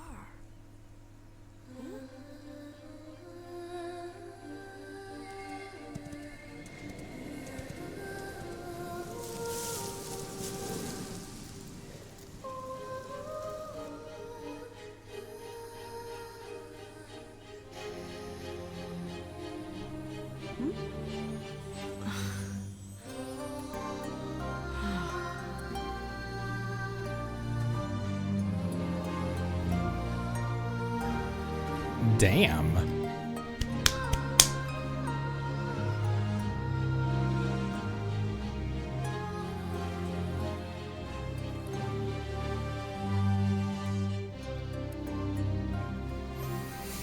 Damn, David. Everyone who worked on this. Passion Paris, a Passion Pictures company. Whew. This is the side of Genshin that outsiders never see, which kind of makes sense. It's I don't know where I was going with that. I'm definitely gonna let these credits play. Wow.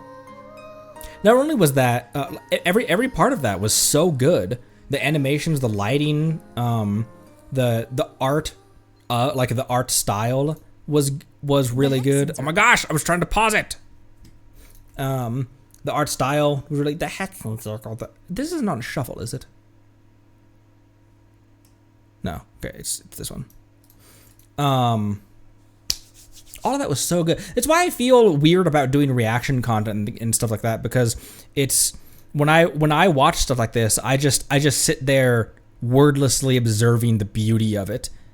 And part of me is like, I don't want my dumbass voice interrupting this gorgeous stuff that we're watching. Kid didn't even thank the lady.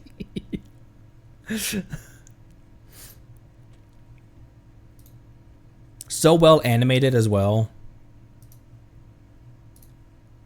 Also, these things are adorable. They're so weird and cute.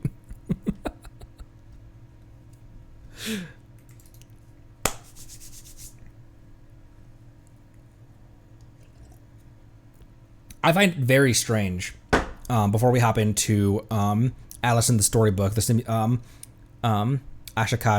Simulanka video. The Hexens are...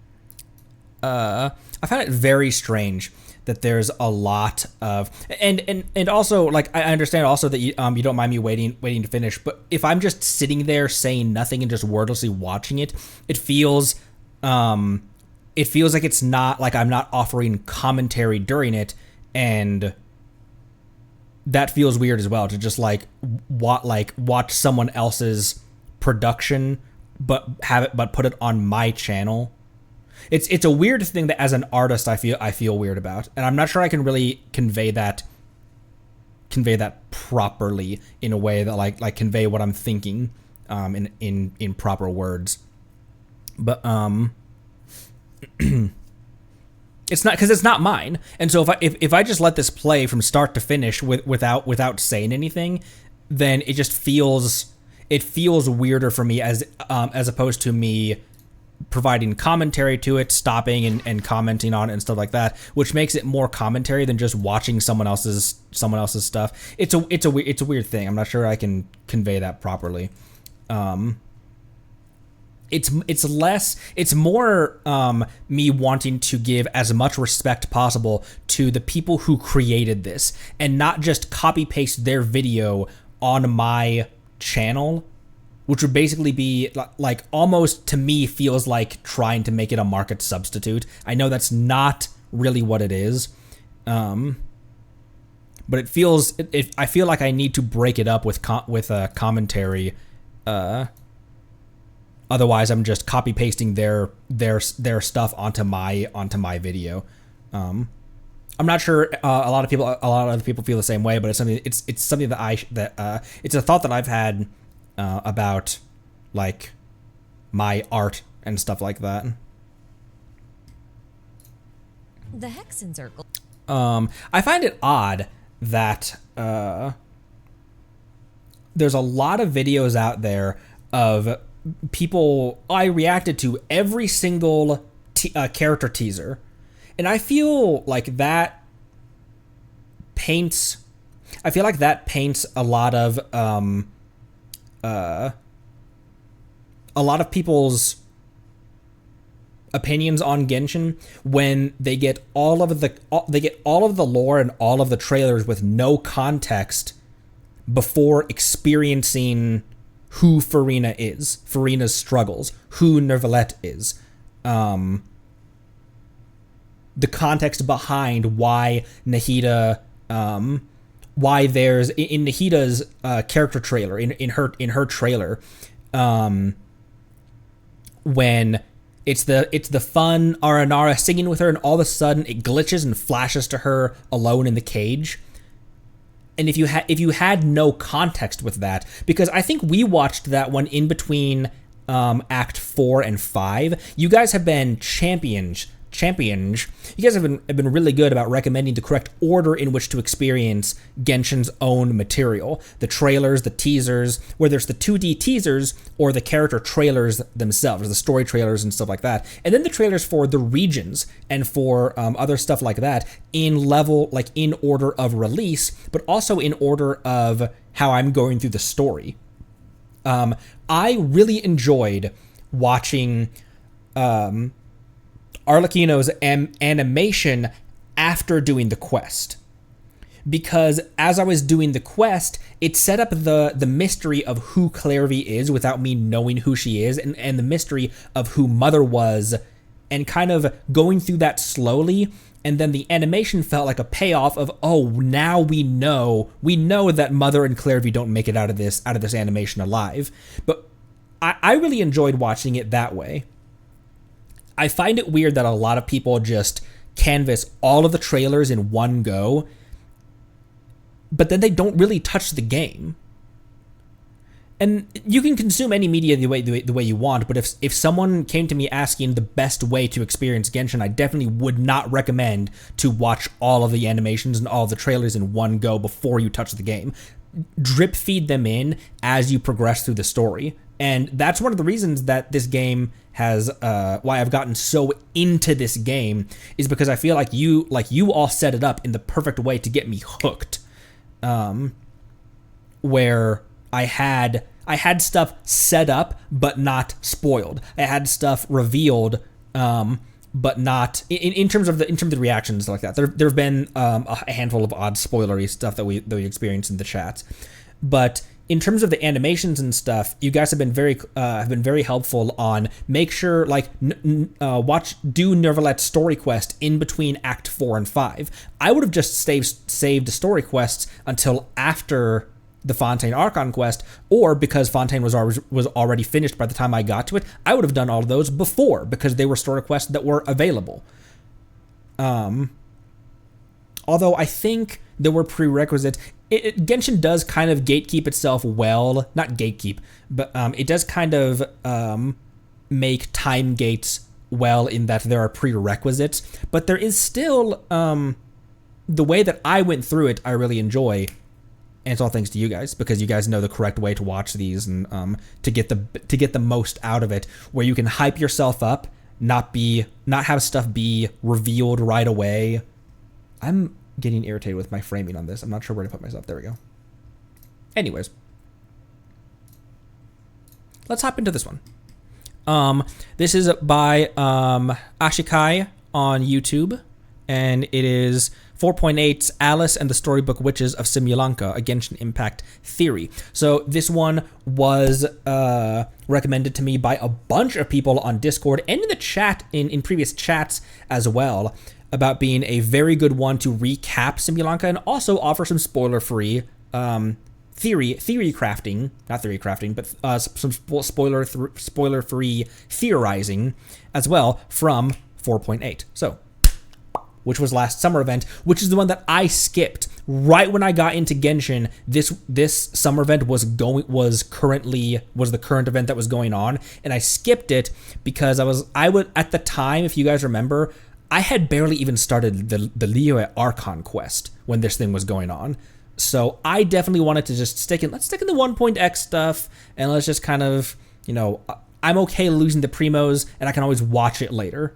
So The Hexen Circle is full of extremely powerful women capable of changing the course of the entire world on a whim. There's an all-seeing astrologer, a visionary who can't be fooled by Irminsul's tampering, a master alchemist who nearly oh, already, this one is going to be one that I might pause a bit, and rewind a bit through. N was the one that appeared in the teacup. I, for some reason, thought that was R. I remembered that as R. That appeared in the teacup. N is Nicole, right? And R is Rhine-daughter. destroyed the world with her creations, and yet the witch they all respected the most was one of the most normal and powerless among their number. Her name was Anya Andersdottir. And as far as we know, Andersdottir was a very normal human being with no fanciful or destructive magic to speak of. Her one claim to fame was a talent for writing fairy tales, which admittedly is a pretty common and unremarkable skill, comparatively speaking anyway. And yet she was held in the highest regard. I mean, these ladies built a library theater outside the borders of time for her and stuffed it with eulogies just for her. They boast about— Had I forgotten that? That's who created the theater? her published works, and heck, they even used for her borders of time for her. And I mean, these ladies built a library theater outside the borders of time for her and stuffed it with eulogies just for her.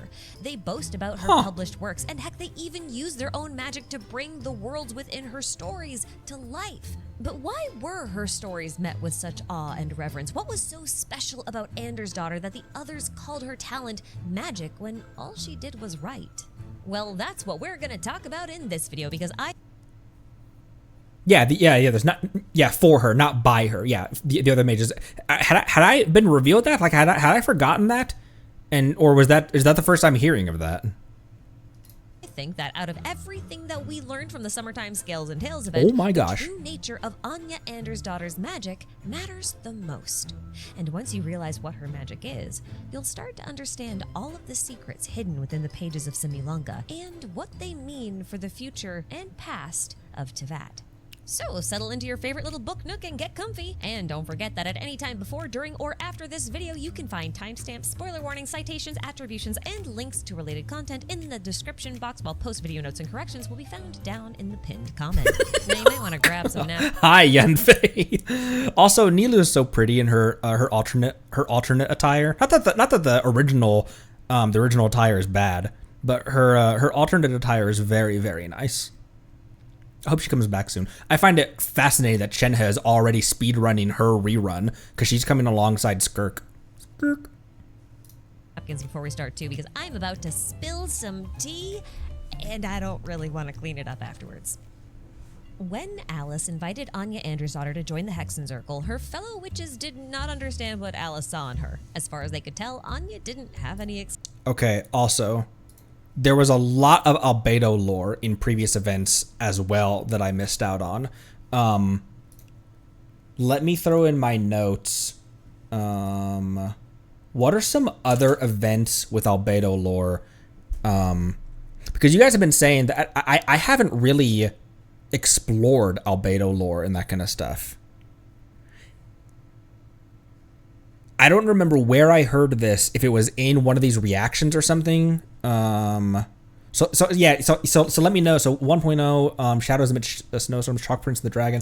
Let me know other things that I need to consume amidst snowstorms, Chalk Prince and the Dragon. Oh, essential understanding the new interlude. Interesting. Okay. Word. Because I don't remember where I heard this. But he's not human, is he? He's a puppet like Skara, right? The problem is that it's going to be difficult to know what's spoilery to me and what's not. Maybe let's put a pin in that for now, actually. As that came out of my mouth, he's a creation of Rhine-daughter. I feel like I knew that, but I don't remember where I knew that. All I knew is that he's not human. But what is he?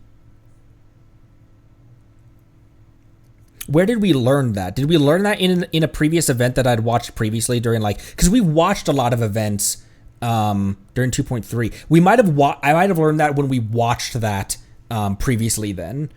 Because I was like, why do I know that? Why do I know that he's not a regular Teyvat human?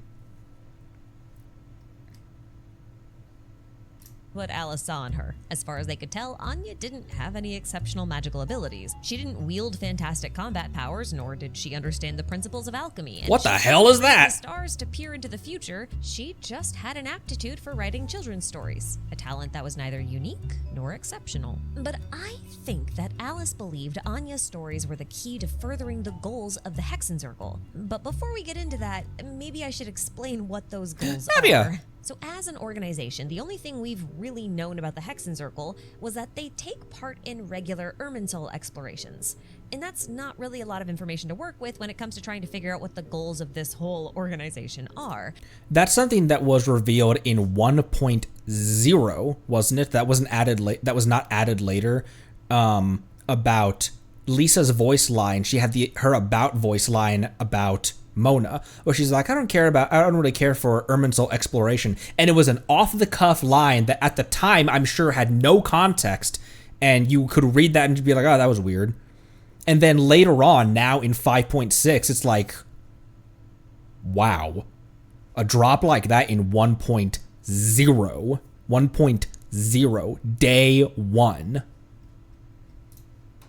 Until you ask the question, why are they investigating Irminsul? So Irminsul is kind of the heart of the world. After all, it's the tree that contains all the memories of everything that's ever existed. And those who typically study this tree's root system, also known as the ley lines, are generally alchemists who are trying to, quote, comprehend the working principles of the world. But ley lines are also connected to the concept of fate in Teyvat because the loom of fate weaves new ley lines. So by that logic, any organization that is seriously investigating Irminsul is likely interested in understanding how the world works. So I think we can safely assume that the Hexen Circle, because they're investigating Irminsul, is likely interested in understanding how the world works. And if you look closer at the members of the Hexen Circle, yeah, that hypothesis kind of checks out, because if we take a closer look at the Coven's members, we'll see that each witch has an area of expertise related to how Teyvat functions. Also, side note, all of these animations are just gorgeous, my word. This was 4.8, right? And this is so good. For example, Barbelith is a master astrologer able to read the past, present, and future of anything or anyone in the world via the movement of the stars. And stars are connected to fate, so she's basically studying how Teyvat's fate works. And Nicole is so attuned to Irminsul that she can sense when it's been tampered with. An ability that cutscene was 3.5? I guess Sumeru also was some. I repeatedly had my jaw on the floor in Sumeru as well, as if amazing visuals is anything new to Genshin.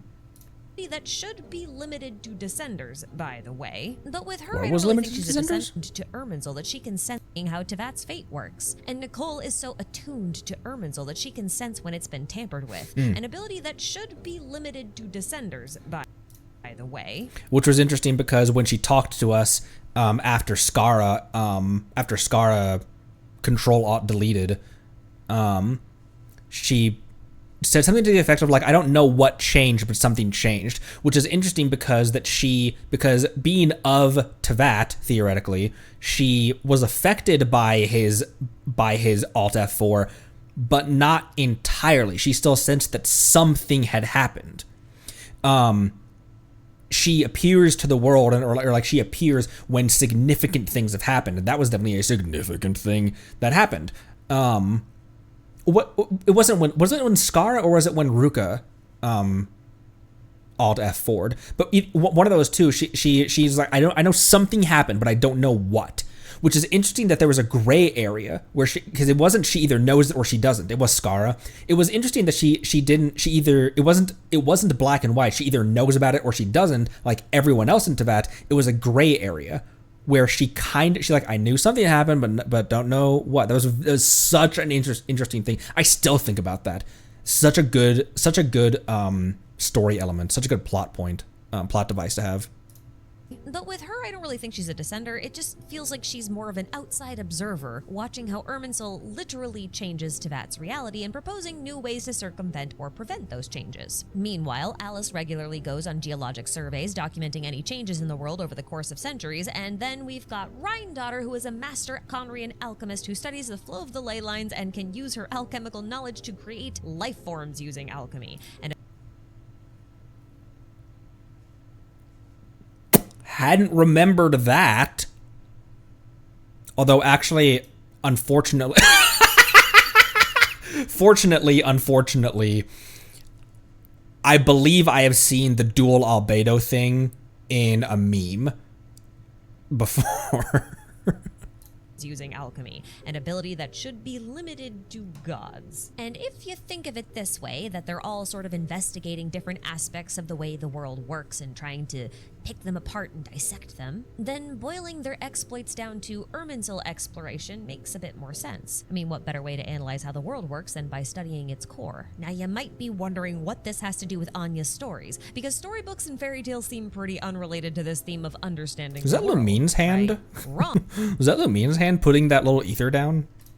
Anya, and likely Alice, understood that stories were one of the most important ways people could understand the world, just in a different way than the scientific methods preferred by the rest of the witches. In Anya's own words, fairy tales were suitable for children because despite being works of fiction, they contain truths from the real world in a condensed form. And in this way, her stories were able to reflect certain aspects of the real world in ways that a scientific process just couldn't. And if you're not sure what I mean by this, don't worry, I have the perfect in-game example to clear things up. During Inversion of Genesis, Scaramouche deleted himself from Irminsul's record, meaning his existence was removed from the history of the world. Right. But Nahida had anticipated something like this and had created a backup from which his memory could be restored, and that backup was written as a fairy tale. Nahida describes this process as a method of encryption that Irminsul can't tamper with, but if you think of it the same way that Anya does, then what Nahida actually did was condense the truth into a story which provided a way for the reader to understand the world's true history without having to be told exactly what happened. Hence why her fairy tales are so important. Now, this process is called the abstraction of ideas. It's what we call the natural ability of humans to conceptualize complex subjects and apply them without being told something explicitly. For example, let's say someone was described as a rose in a withered garden. Now, to us, it's obvious that this person is not literally a flower growing among dead plants, and that this line is instead describing the person as beautiful and perhaps pure or resilient, which are features that stand out against their immediate environment, which is perhaps full of things that we have negative associations with, like filth, greed, and corruption. But we don't need to be explicitly told all of this. We understand implicitly what rose in a withered garden means, and we can even infer more meanings from just this line than we could from pages and pages of very specific text describing everything about this person's situation. That is the power of an abstracted idea, and that is what fairy tales and stories are very, very good at leveraging. Now, human brains are really good at understanding abstract ideas. We're kind of wired for them. I mean, we kind of invented them. But computers really love specificity, and they struggle with abstraction. So if we think of Irminsul like a computer, then the idea of using fairy tales full of abstract ideas in order to preserve knowledge or history makes sense. Irminsul can't use inductive reasoning to derive meaning from abstract ideas and is only concerned with specifics. Now, just to be clear, I am not saying that Irminsul is a computer. I'm just saying that it follows the logic of a computer, okay? Now, in Nahida's case, she abstracted the concepts that made up Scaramouche's history, and when he read them, his brain used inductive reasoning to extract their meaning, thus restoring his memory. There was no need to tell him every single thing that he ever did wrong. He understood the condensed truth hidden in fiction. So what's fascinating about this situation is that it changed Scaramouche for good and allowed him to become Wanderer. This story took a nugget of truth, wrapped it in metaphors and allegories, then reflected its abstracted information back on the real world, which caused the world to change for real, if only in a small way. And it is this aspect of stories changing reality that I think Alice was so enamored with. But consider this.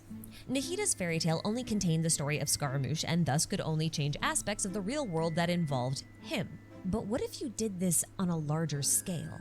What if you made a fairy tale that contained the condensed truth of the entire world of Teyvat? Would such a story be capable of changing the entire world? And if so, then... We need to change the way that we think about Simulanka because it was explicitly designed to be a reflection of Teyvat. Alright, so here's the thing. We know that Simulanka is a storybook retelling of Teyvat because Mona says so. Well, what she actually says is, it looks like fate in Simulanka is directly based on Teyvat. She's mostly referring to the stars when she says this, but Alice, Barbeleth, and Anya didn't just mimic the stars of Teyvat. They also recreated the entire fate system, and also Teyvat's history in an abstracted form. Let me explain. Teyvat's oldest legends speak of 3 moon sisters who seem to be literal manifestations of the moon, and That was a really great thing to follow up what we just read then. We just read the that was a really great thing to follow up Moonlit Bamboo Forest and Records of Jueyun and those things with. these goddesses were around during the era of the Seelies who died out long before the era of the Archon War. Now, since stars are representations of fate and only come out at night alongside the moon, it's long been assumed that as far as Teyvat is concerned, the 3 moon sisters must also be related to fate, especially since there's 3 of them because that's how many Greek fates there were. And in Orphic tradition, the fates were actually representations of Selene, the goddess of the moon. And if you're wondering why Greek and Orphic myth matter here, it's because the oldest civilizations in Teyvat take the most inspiration from Greek and Orphic myth. So there you go. But this is a very convenient setup because in Simulanka, Alice, Barbeleth, and Anya are heralded as the 3 goddesses of the world. Alice is the goddess of creation, responsible for creating the land.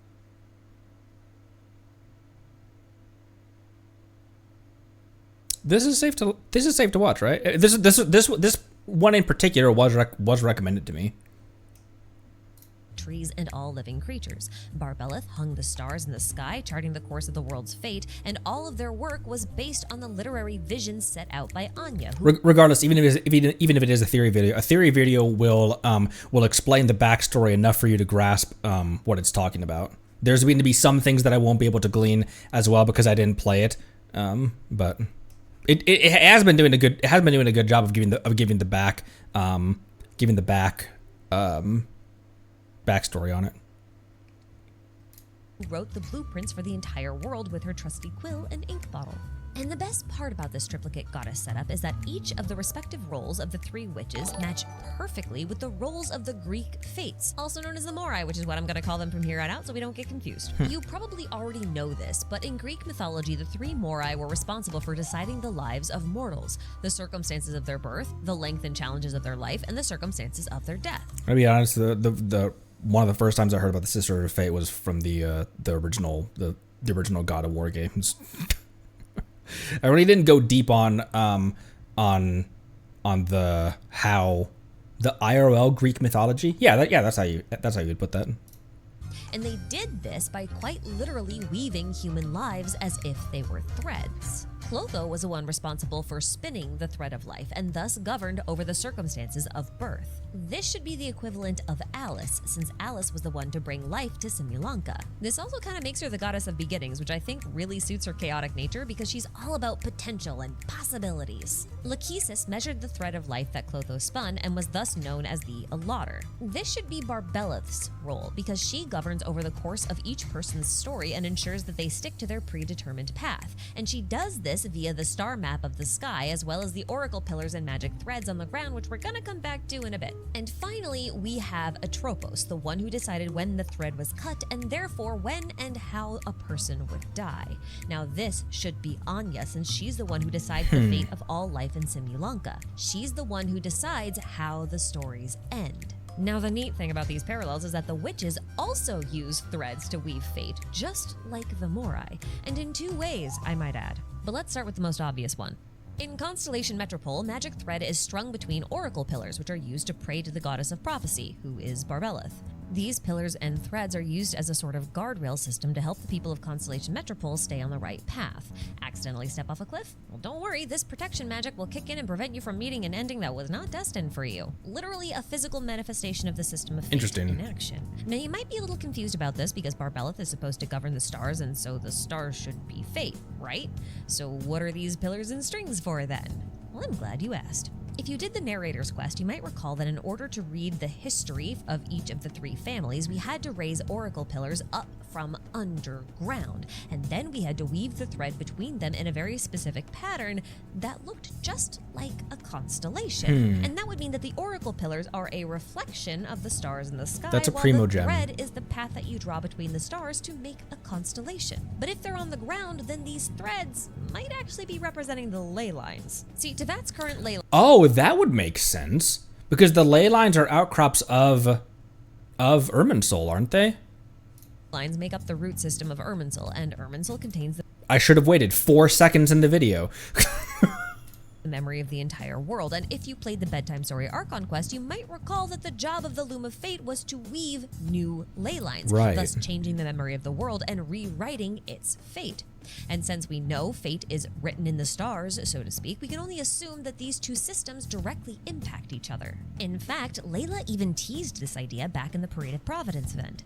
I'm paraphrasing here, but she basically suggested that the ley lines were a reflection of the stars upon the Earth. Now, I could go and provide many examples of how these two systems interact with each other, but I've actually already made a theory about it, so I'll just put a link in the description and you can check it out later. Although interesting. one fact I'll mention, because it's not in that video, is that teleport waypoints warp you around the map using the ley lines. And one of the only things that Oracle Pillars allow you to do is travel along its strings, which means we can kind of assume that an Oracle Pillar and a teleport waypoint are kind of like star nodes on the Earth, which is fitting because teleport waypoints also seem to be made out of the same kind of stone as constellations. That's interesting to give a mechanical, not mechanical, but like an in-lore, an in-canon, in-universe mechanism for how the teleports work, because all it says is just the teleports just say that they're strange obelisks and only the traveler knows how to use them. The game isn't framed correctly, but scattered across odd devices that are scattered across Tevat, seemingly forming a certain order. People on the continent see them as ancient gimmicks. They're accustomed to their existence despite not knowing their purpose, but to the foreign traveler, their function becomes quite apparent. And that's cool to give an in-universe mechanism to how they work. Just transports you up across the ley lines, which makes total sense. Thank you, Unreconciled Stars, for your endless contributions to my theories. And of course, I can't go without mentioning the fact that teleport waypoints look very similar to memory nodes that are found inside of Irminsul. So in light of all of this... Kind of. Like, kind of. I guess they kind of do. They got the little bulge at the bottom, and... It makes sense that the Hexen Circle would be known for Irminsul exploration, because not only does it contain the memory and therefore the history of the world, but it is also directly connected to the systems of fate that control the entire world. But wait, there's more! See, over in the Forest of Blessings, the origami creatures have a different relationship with fate. Instead of a focus on the stars in the sky as being fate and then being reflected back upon the earth via the oracle pillars and string, the creatures of the forest each have their own written story which serves in place of their fate. The origami creatures of the Forest of Blessings are literally made up of their stories. Their stories were written with magic ink on paper that was then folded and shaped into their bodies. These are gorgeous, gorgeous models, by the way. Their bodies. Now, this ink, or rather magic tonic, is supposed to represent the contents of the ley lines, which is elemental energy and memories. So when their ink starts to fade, their memories do too, because in Simulanka, your memories are your story, and your story contains your fate, which is fitting since the Loom of Fate is all about the ley lines, and that's where you get the ink from. And if stories are fate and origami creatures are literally made of the paper their stories are written on, then that means that the fate of each origami creature is inside of them, unlike the people of Constellation Metropole who have their fate outside of them, which means perhaps that the origami creatures of the forest control their own fates. Now, why does this matter? because the situation in the Forest of Blessings is the exact opposite of the situation in Constellation Metropole. See, the people of the Constellation Metropole are forced to follow linear paths that they have zero control over. These are just guardrails that they will one day choose to give up, but until that day comes, they have no choice over their own individual destinies. By comparison, the entire point of all the quests in the forest is that one has the power to choose their own destiny at any time. So it's fate as an external force versus fate as an internal force. Or maybe it's the things you can't control versus the things you can control. And this might be a long shot at this point in the theory, but I really think that these two vastly different approaches to fate represent Tevat's history. The Forest of Blessings represents the unified civilization of Tevat, an era before the gods. Now, my hypothesis is that in this era, people had control over their own destinies and were allowed to fail over and over and over again in a near endless loop until they figured things out for themselves. It's kind of a hands-off approach to parenting. But something probably went very wrong because there's nothing left of the unified civilization beyond some ruins and also Enkanamia's ghosts, which are buried underground. One of the unified civilizations is obviously Anka. The other unified civilizations are... We explored them in the Narzisenkreuz quest, kind of in depth. The Chasm. That's what I was thinking of. Is the unified civilization in the Chasm ever name dropped? It isn't, is it? Because because we were... It's not. Interesting. I thought for the longest time that it was Conrian solely because we were exploring the Chasm with Dane. And maybe the powers that be decided that letting the people have control of their own destiny was just too dangerous, so they reset the world and hid all that was left. Which could also suggest that the fate that they had set up then was also responsible for the disaster, but that's another discussion entirely. So, new era, new civilization. And this time, fate would take the shape as we see it in Constellation Metropole. People would have no choice but to walk the linear path set before them like clockwork. They were not allowed to fail and choose their own future. Fate was fixed and inescapable. And still is, technically. Now, there is no evidence to suggest that Celestia has any intentions of giving humans back control of their own destinies, or giving them control at all if I'm wrong about my previous hypothesis. But I think the Hexenzirkel wants to change this. By giving Constellation Metropole's version of fate a time limit, they're able to create a scenario where the power of fate is... Oh my gosh, this queen. Time limit, they're able to create a scenario Sorry, that distracted me. What did you say the past 4 seconds when... Metropole's version of fate a time limit, they're able to create a scenario where the power of fate is given back to the people by choice. That last bit is important because I believe the Hexenzirkel thinks that people should be the ones who choose their own destinies. Even dragons should have this choice, right? That's why Anya named her little dragon Durin. She wanted him to have the chance to experience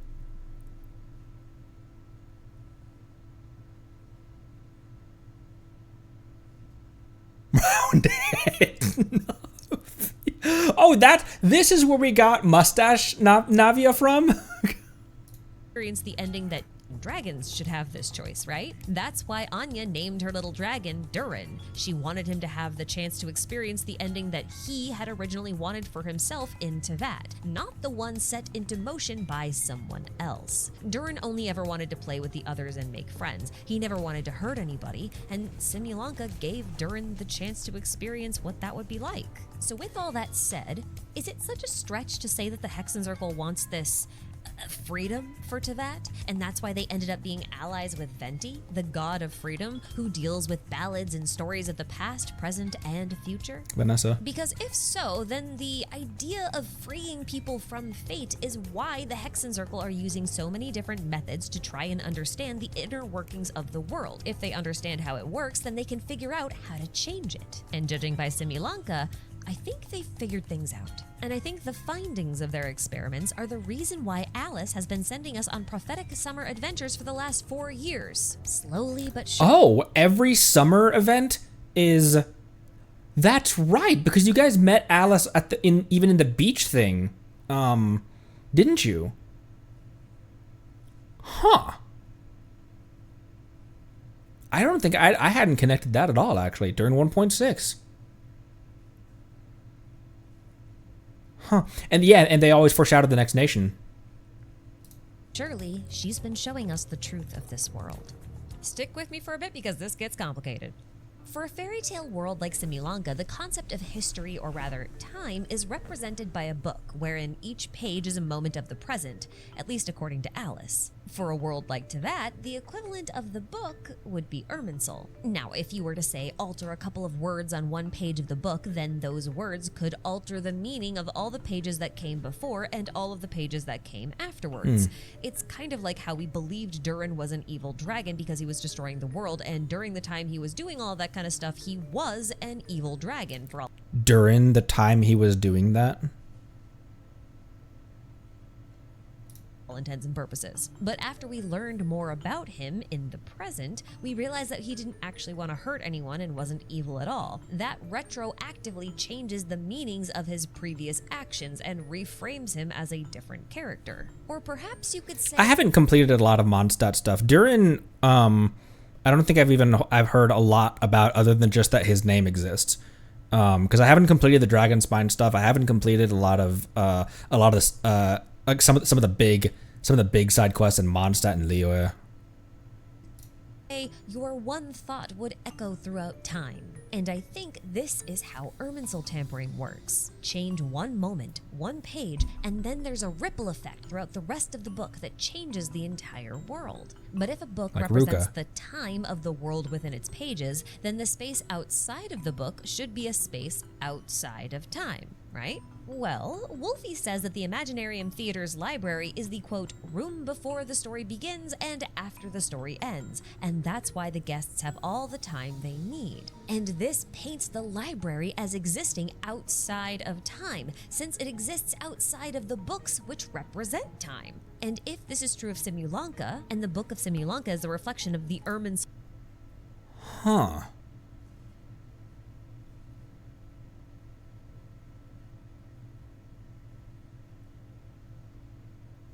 of Tevat, then Tevat must also have a space outside of time, right? Its own library. But if Tevat does have its own library, then that might— I'm sorry, I need to stop doing that. I have a nervous habit of clicking middle mouse button, right click, and left click, and just doing that. I'm sorry I keep doing that. My apologies. That annoyed me just then. imply that Tevat is more like Simulanka than we realize, and it is also a reflection of another world. And if that's true, then if Simulanka's fate has a reciprocal effect on Tevat because Simulanka's fate is a reflection of Tevat, then Tevat may have a reciprocal effect on another world because its fate is a reflection of that world, which means that the changes that we make while in Tevat will impact the real world. And if that's true, then we may want to reconsider the meaning behind the words the Abyss Twin said to us during the We Will Be Reunited quest. The one where they said, "We will always have enough time." That's an interesting spin on that. Similar to Wolfie's comment about how then Tevat may have Simulanka's fate is reflected. If that's true, then if Simulanka's fate has a reciprocal effect on Tevat because Simulanka's fate is a reflection of Tevat, then Tevat may have a reciprocal effect on another world because its fate is a reflection of that world, which means that the changes that we make while in Tevat will impact the real world. And if that's true, then we may want to reconsider the meaning behind the words the Abyss Twin said to us during the We Will Be Reunited quest. The one where they said, "We will always have enough time." Because it's oddly similar That's an to interesting Wolfie's take on comment that. about how the library ensures its guests always have enough time.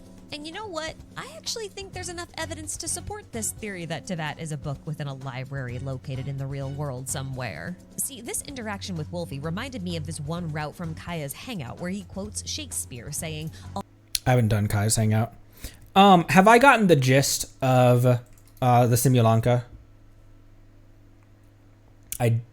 Part of me feels like this, like the back half of this video might be getting into Hilly Churl's Arconrian's territory.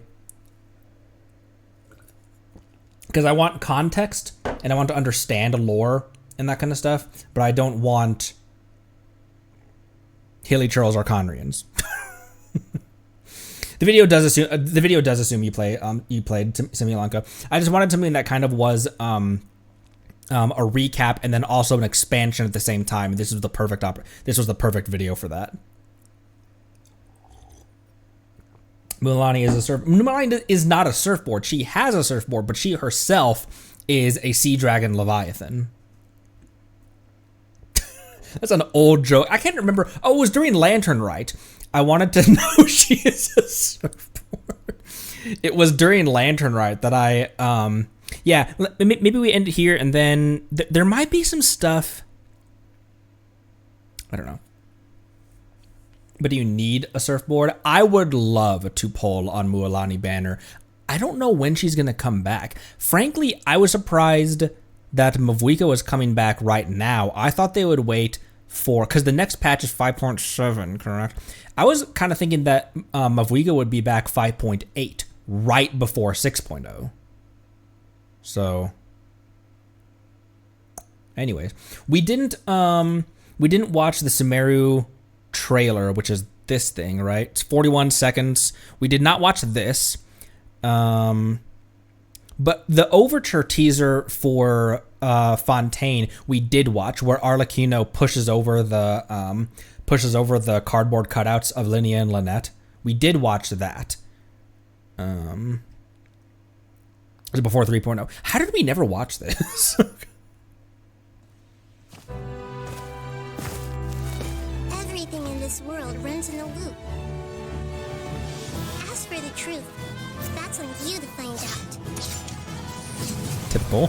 So no matter how strange or spooky things may look on the surface, maybe what they point to in the end is a small and simple secret. In the end, I'm just the moon. The real sun is long gone.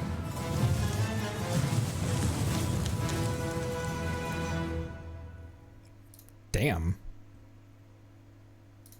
That was fire.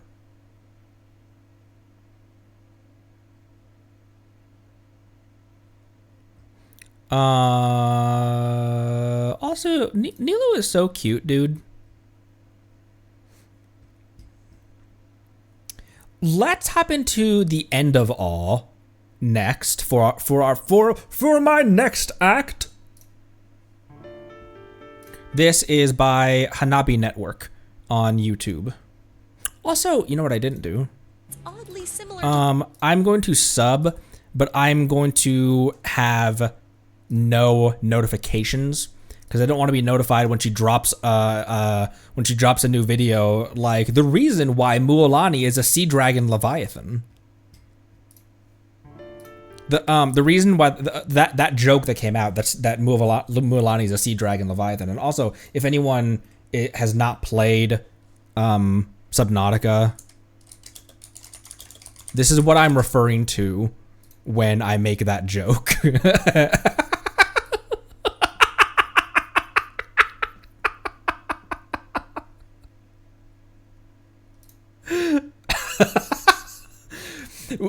If anyone, for people who are new, that joke came about when we were in Lantern Rite, and I wanted to wait a few days before I started Lantern Rite for you guys to do Lantern Rite, so that you could tell me, is there any spoilers during Lantern Rite for Notland? Because I don't want Notland spoilers, and my joke was I don't want to know, like, if I walk into Liyue Harbor and someone says, oh, by the way, remember that time that Mualani burst out of the water as a sea dragon leviathan? That's where that joke came from.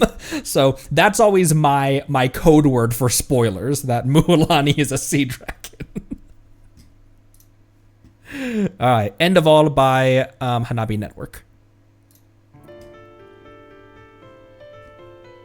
Oceanid, right away.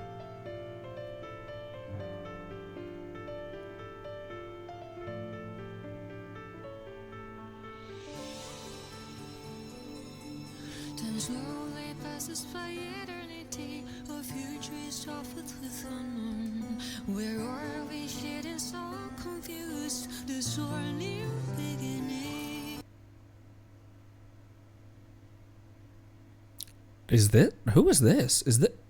Who is this? I'm sorry, I don't mean to pause a music video, but is this supposed to be Egeria? No. Is this what? This is Egeria. I thought Egeria had black hair.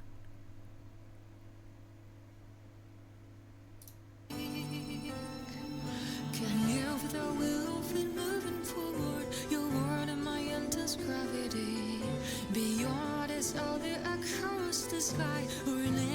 Oh, that's the... I didn't put that together. That's the Narcissan chords. That's sad.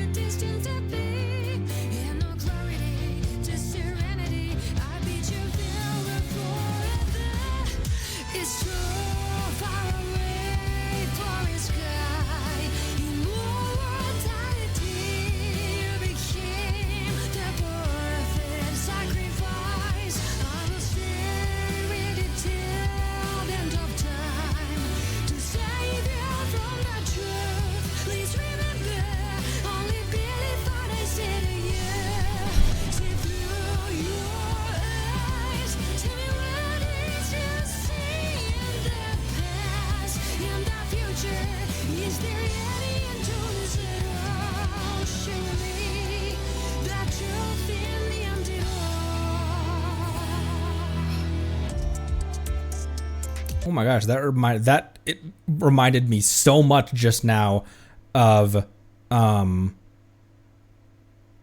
Master Sword in Breath of the Wild, which is one of my favorite. I cried like a bitch during both of the Switch Zelda games. I don't know why that hit me so hard just then. Well, we've been there in those ruins.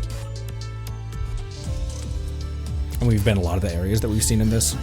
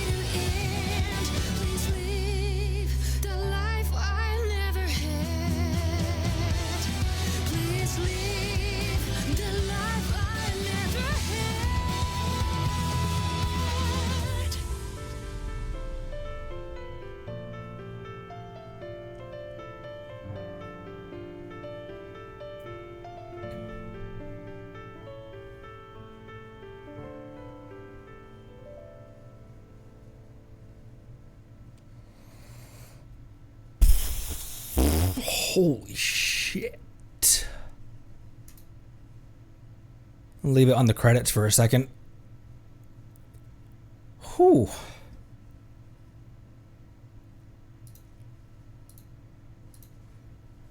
Also, that transition of the blade in the water droplet to the raindrop on Farina's shoulder. There's way too many things to even mention. Farina, I can't look at that for very long. Farina losing her mind in her office.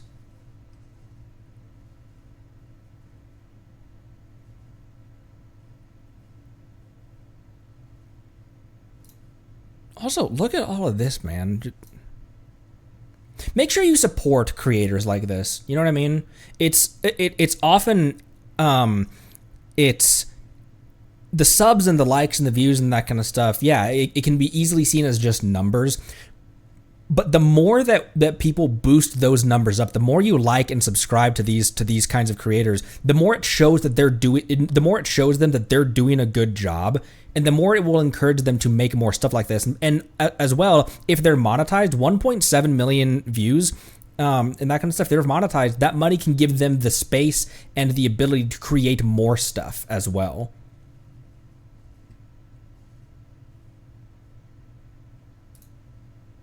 This also, Egeria creating the creating the Fontanians.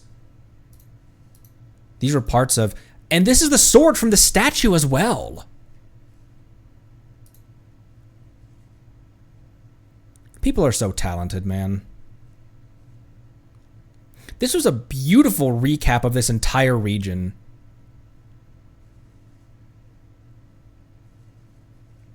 I loved the story that Fontaine was telling. It's so good. Genshin has a bad has a bad rep. It's kind of, yeah. Remember, before I hopped into this game, the only thing I knew about this game was Mona fan art and the gacha system. That's it. That's all I knew. So I definitely get where people are coming from, where they, where their experience of the game, their only experience, their only exposure, not experience, their only exposure to Genshin is the dude that ruined his marriage by spending $600 on Farina. For some people, that was their introduction to Genshin Impact, and that blows. But unfortunately, that's just kind of the way it goes with a lot of games, and it's also animations and things like that, and creators that you would do enjoy sharing their stuff. This is incredibly spoilery, but sharing animations and stuff like that, sharing this side of Genshin to people may be the linchpin to get them to, I'm going to try that out, actually. The only thing I knew about that was that it was a gambling game where you gamble for anime women, but this is different. This is not what I thought it was. Fan-made content like this could be the, so like, share, and subscribe your favorite creators, because it really helps them out, and it can, I forgot to tab back to this. It could be what helps you share what you enjoy with them. Man, this was well done. The fact that people can achieve lighting like this as an artist. I drew my model. I can't get this kind of lighting and effects and stuff no matter how hard I try. The fact that people can do this and crank it out in a relatively quick pace as well. Obviously via the credits. It's not one person making this, but small teams can do incredible things. I don't need to tell you guys, but to cap this off, I would like to do some wandering. However, before wandering, we have 2 more videos to watch. In which order? That is not the playlist. Good thing I wasn't... Don't look at my playlists. Take bets. Take guesses of what the playlist that I just pulled up was. We have 2 more videos to watch. In which order should we do this? Need a Hand came first. That was 11 months ago. And then Ignition was 10 months ago. Need a Hand first? Wait, I'm getting a Need a Hand and then an Ignition. Need a Hand came first. Need a Surfboard? Need a Hand came first.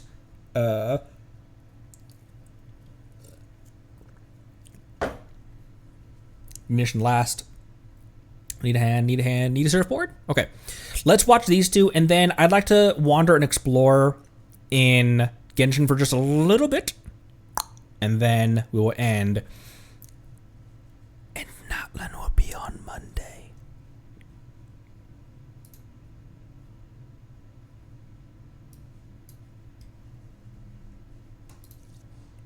Never mind. I thought I muted it.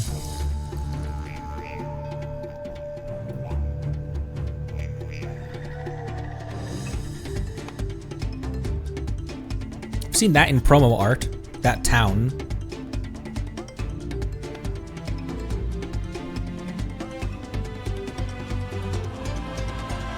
I think I've fought those enemies in events as well.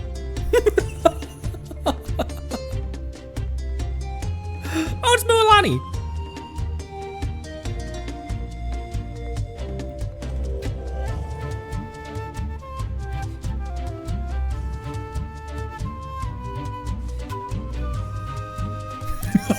I didn't know he chomped. Kenichi's gonna be so much fun in Inazuma. In Natlan.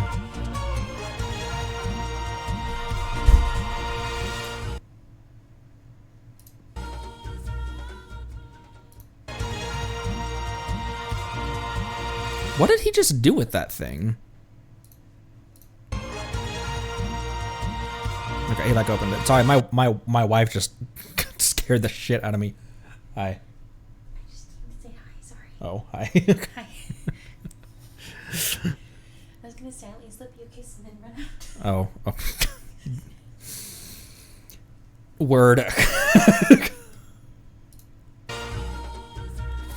Also, that song is I've heard in several pizza cutter. That song I've heard in several events that we've done in like character trials and stuff like that, in a handful of battle events that we've done, and I think that one probably is my favorite of the Natlan music right now that I know of. So that was Need a Surfboard. Now we can do Ignition, which I am so excited to watch.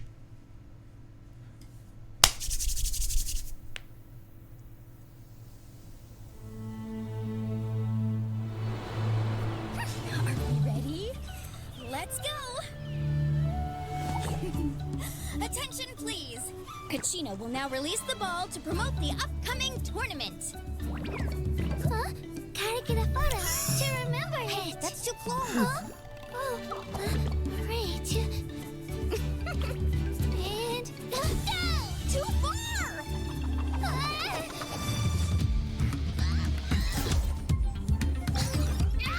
Son of a... Pass. What the heck is that? Do I have to... Get out of here! Leave me alone! I love her.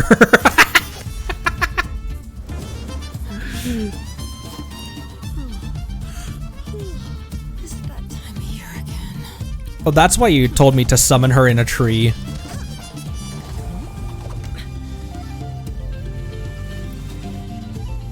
tournament. I wonder if she's watching.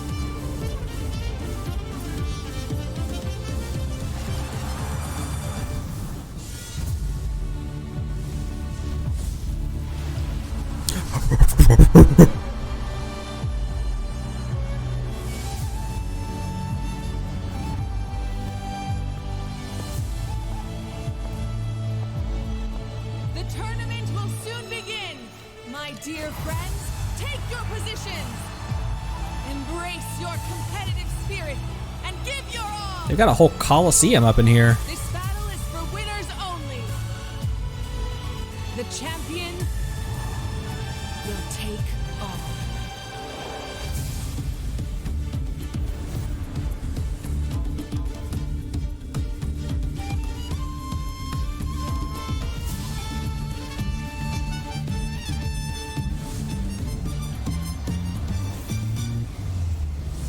Are you brave enough to compete? That's one of the harbingers.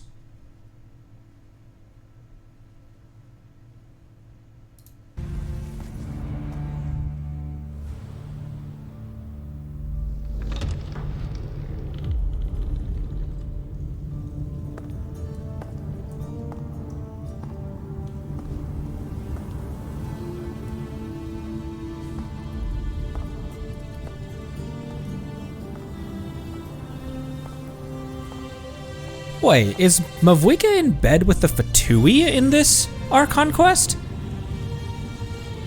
Time to burn again. Even the tiniest of sparks will not go unnoticed. Did you catch everything?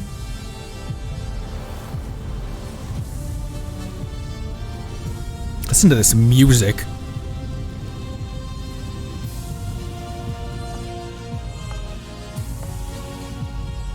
What our eyes see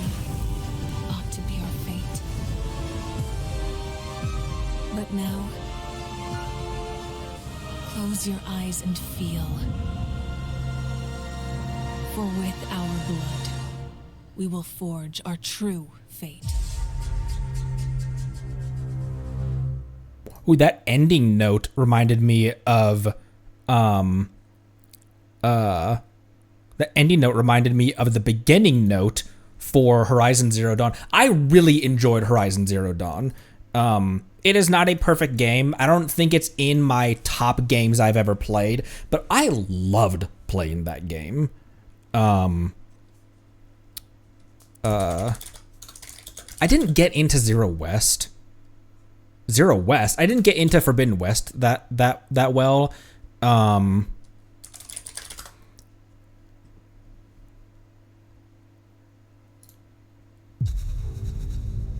That.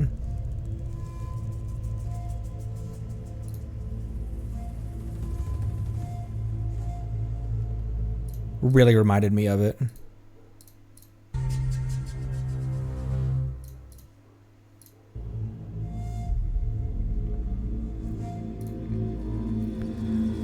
I'll have that playing in the background. What a trailer.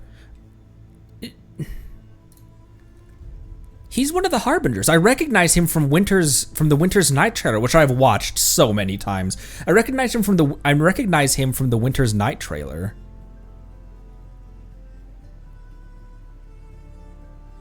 So is our Archon in bed with the Fatui in this? Don't tell me, obviously. As we start coming up on another Archon quest, I am going to have to remind the community that spoilers come in many different forms. Please do not hype up stuff before I get to it. Celebrate and hype up with me as I'm also experiencing it, but don't hyping up stuff can be spoilery because it sets up an expectation before something has actually happened. Also, there's going to be a lot of stuff that you may think I know about because the very long and short, I haven't played Natlan yet, obviously. So just assume 99% of things about Natlan, assume I don't know about them. And I would not like to have big stuff spoiled. Now, a part of me thinks that cinema incoming and here it comes and that kind of stuff, a part of me doesn't consider that spoilery. However, the Nightbot and my mods have still been instructed that those will be regarded as spoils because it does set up that expectation before something does happen. I hate to be that guy to say stuff like that, and I don't like telling people what to do, but it had to be said because we've had some problems in the past. So anyway, to cap this stream off, and I'll rehash that again once we get into Natlan on Monday. Oh, Nuvi told us, didn't he? That was. He didn't name drop them though. He did he? He just said that there's a Harbinger in Natlan, and that's all that he said about it. He did? I don't remember. It was Capitano, the captain, right? No, it was Regret. No, it was Capitano. Okay. Part of me thought it was Regrator. Part of me thought it was Capitano.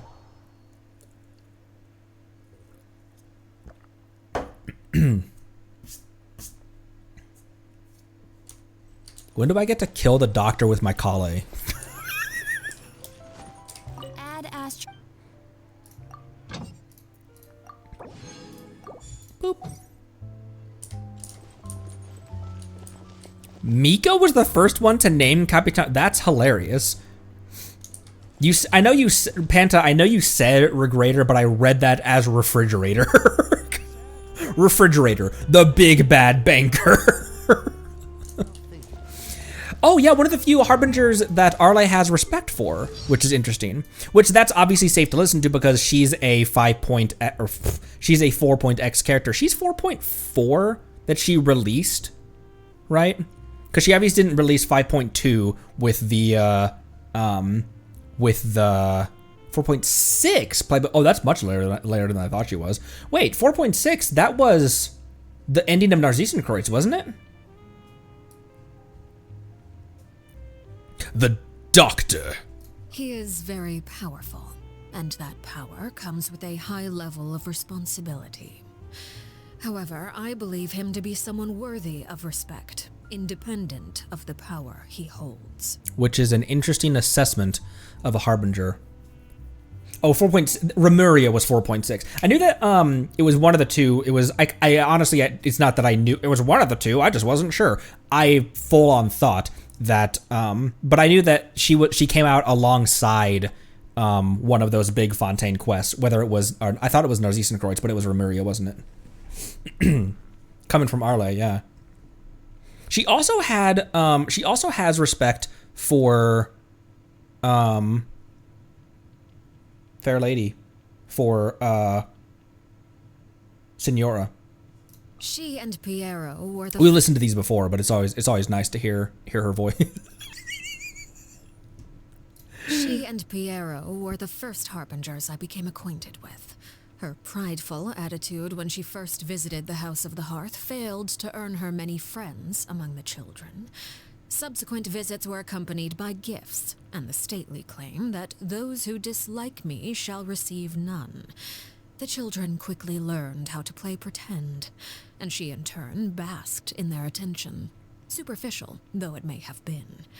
I imagine she quite enjoyed being surrounded by children, perhaps due to the persistent loneliness that plagued her. I found her sacrifice to be a great shame. May she be reunited with her lover in death.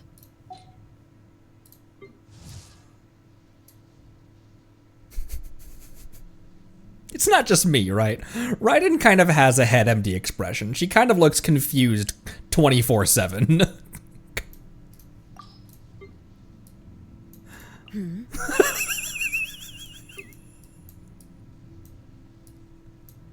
Who?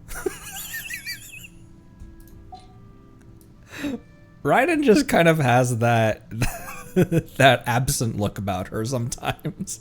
I think it's her eyebrows that her eyebrows make it look like she's confused.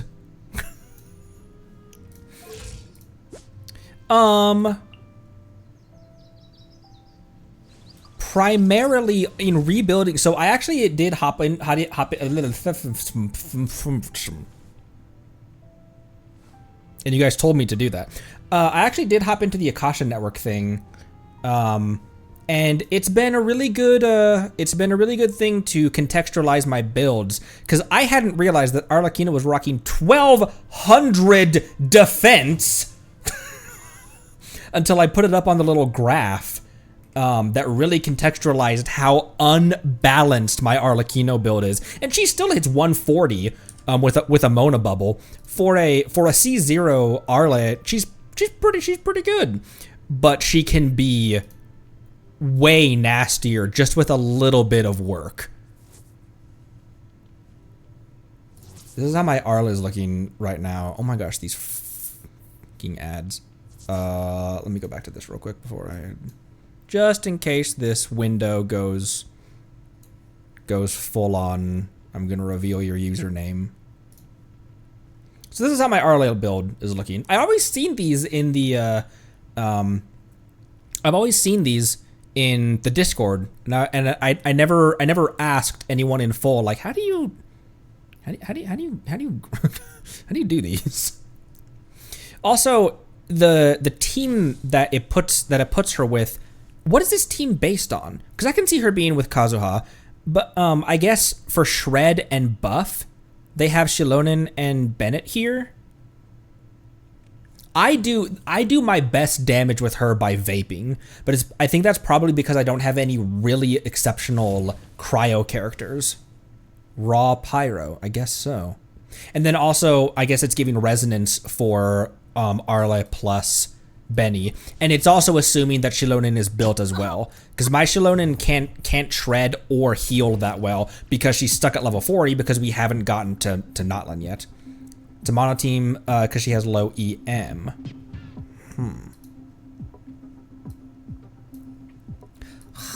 What are Nahida's Ascension stats, by the way? And EM, that makes sense. I may be able to get her above 1,000 EM relatively easily, because she also needs a rethink of her artifacts as well. Because again, 1,200 attack. You don't really care about attack with Nahida. It's all about EM. Obviously, if you're building a damage Nahida, that's definitely a thing.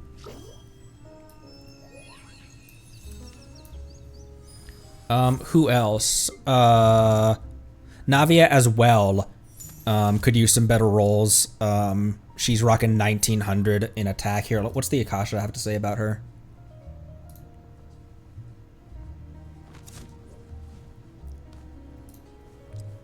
So there's where my Navia is at. Everyone's rate is very low. Partially, I think my brain is still stuck in like, I know. One of those voice lines you can't play in public. I think partially my brain is still stuck in like the Connery that was playing through Liyue and Inazuma, because my brain sometimes still thinks that like 49.7, that's a good crit rate, but realistically, it's not that difficult to get up to 85-95% crit rate, where on almost every hit you're hitting your crits. Why did that sentence sound weird for me? But you didn't remember that you had yours triple crowned? How do you not remember that? Beidou is a mess in a dress, but you know, I'm liking where her ER is at the very least, 155. Although I feel like that could be up way higher. Anyway, another one with crazy high defense that she doesn't need. So the Akasha profile has been really the Akasha profile has been really good at helping me contextualize, because I was like, I know Arlecchino can be built differently, but how? Like, what do I need? I feel like 2,700 attack is actually pretty good for her, but what else does she need? And really what she needs is those all of the artifacts that are giving her defense, I need to replace with artifacts that are giving her crit rate and damage. Because if I can get her at 95 rate and 250 damage, just the rate even will make her hit like a truck more regularly. She'll be able to hit those $50,000, $60,000 hits on much more of her hits. Right now she's on like 50 flat rate. And Navia actually has a higher damage than her at 207, but she still is below 50 rate. So half of the time she's not hitting the numbers that she can be hitting.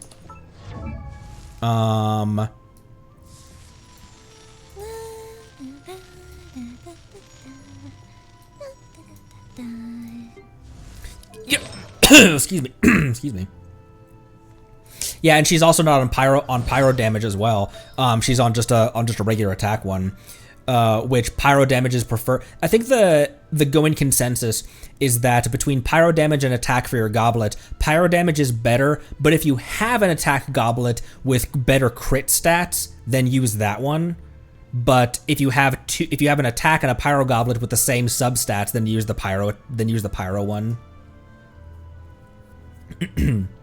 Gladiators are easier to get, and she's on Gladiator because I just had them stockpiled up. I never gotten rid of that many Gladiators, and she has her signature set as well. Eventually, that'll be a long-term build for her, which I think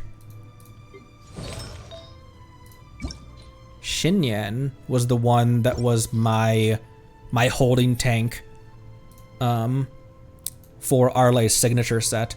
I will often do that for characters that I don't play a lot. like Kave. I don't play Kave ever, and so he's the holding tank for Kale's Gilded Dream set, so that I can keep Kale on her weird set right now, which is a 2 piece of Deepwood and 2 pieces of Gladiator, which works okay, but can be way better. And so that I can keep her in a team and keep playing her while I'm simultaneously building a good set for her. Because otherwise I'd take all of these artifacts off of her and she'd be useless until I get that set built.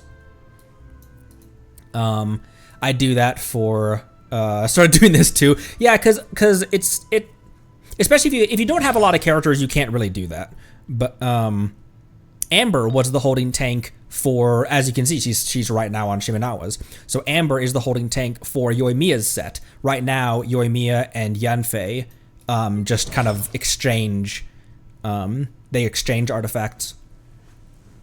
And Yanfei was always on Crimson Witch, but looking through the stats, I really do think that you guys are right that Shimenawa is going to be a better one for Yanfei as well.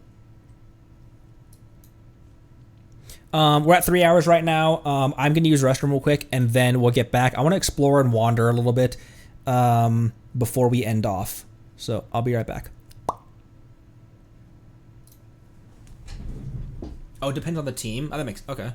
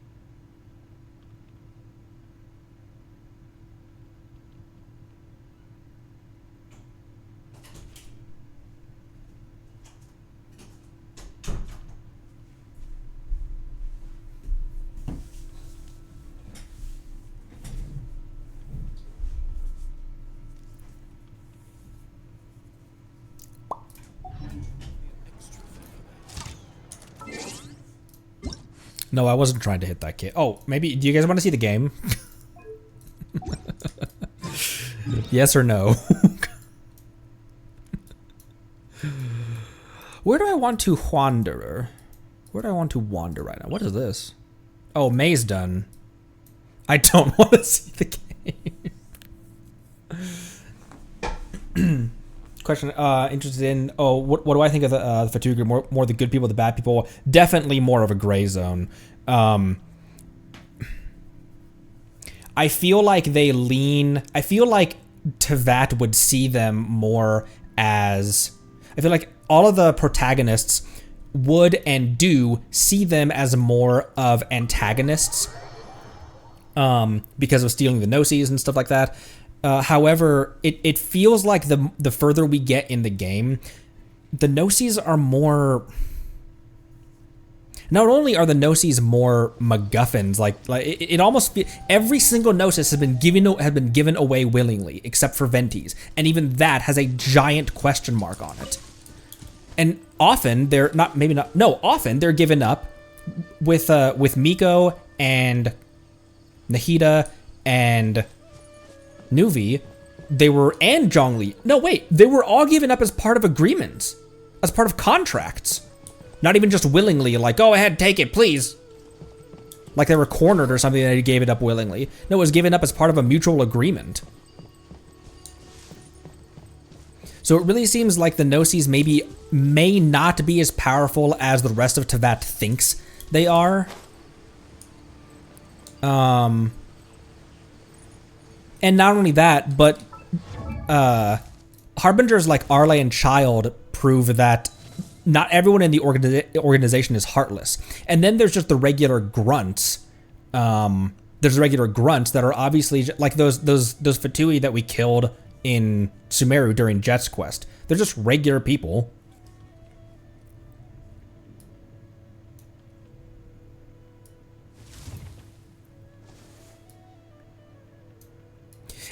I also find it really fascinating that Arlecchino said in so many words that if the day comes where she has to raise her spear against the Tsaritsa, she will without hesitation. That she doesn't fly under the Fatui's flag. She doesn't fly under Snezhnaya's flag. Like she does and she doesn't. She's not all bought in. She's not a Dottore. And I like that. I like that it's a mixed bag. You'll never be Jet.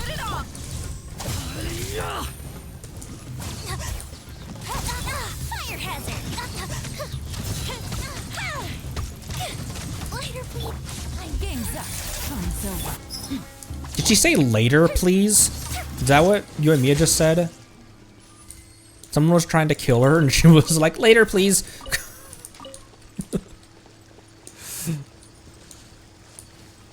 Yeah, her allegiance with her family. People she actually cares about.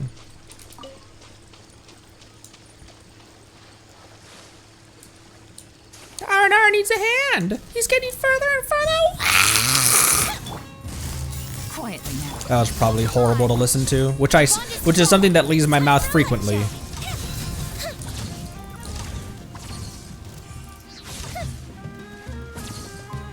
You?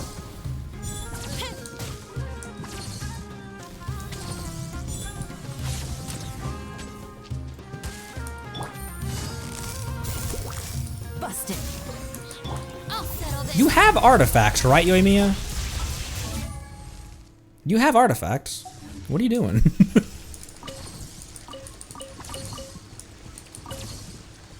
I do feel like the consensus from the community on Yoimiya is that she's low damage and clunky to play. I don't really care at all. I cannot even put to words how little I care about Yoimiya's meta.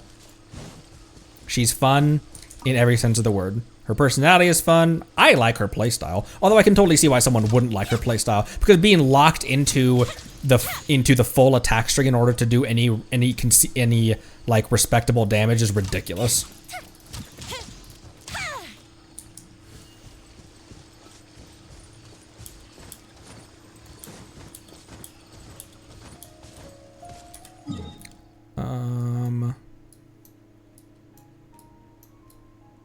I just wanted to wander a little bit because we haven't killed anything today.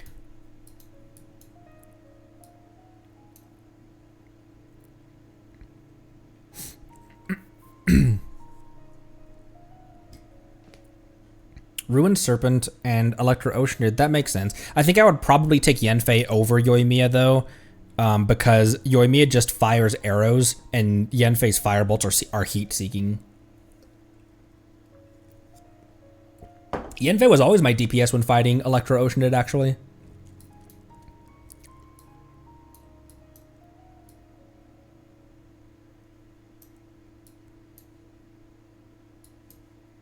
I also had been fighting, I hadn't fought the Dendro Hypostasis on stream for a while, but I had been fighting it off stream to grab Nahida resources. Let's fight it again, just for fun.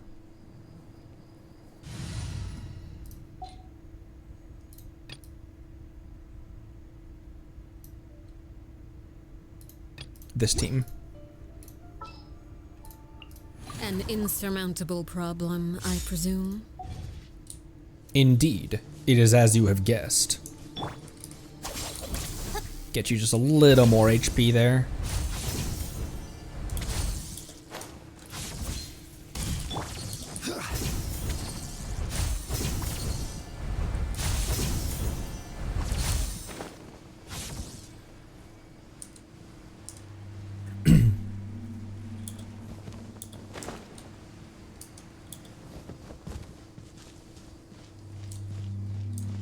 I believe I've asked this question a couple times before, but what are characters that you thought you would not like playing that you actually ended up liking playing?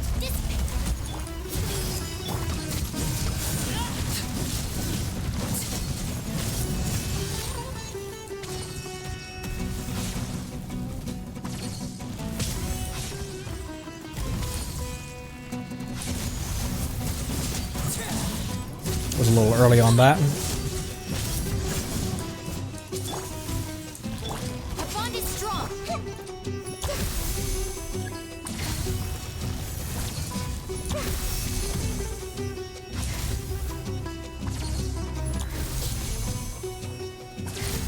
Boop. I don't need the resource, I just haven't fought that on stream for a while. Because I have as many as I need to final phase her.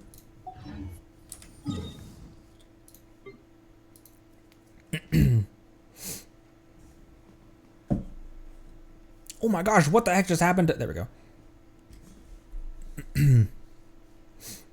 Yeah, definitely don't use the definitely don't use the teleport into Natlan. Chaska's got giant gun. Enjoyed Kokomi. Huh. Versa and non-plunger. Hers you liked. Have to get on a rerun. So, huh. Did not expect to like Versa. Huh. Over as a non-plunger. Interesting. Versa was shocking. Probably Ganyu. That's a name I haven't heard in a while. I wonder if Cryo Jail is apparently open. with Shenhe making a beeline back for her rerun. Ended up being best damage for a long time.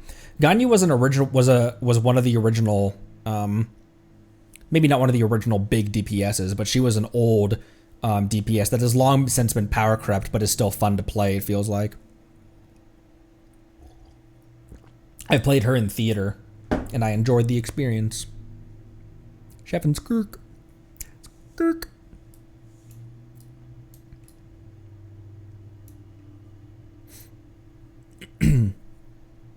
Zhongli was an accidental 150-50 and helped out a lot. Huh.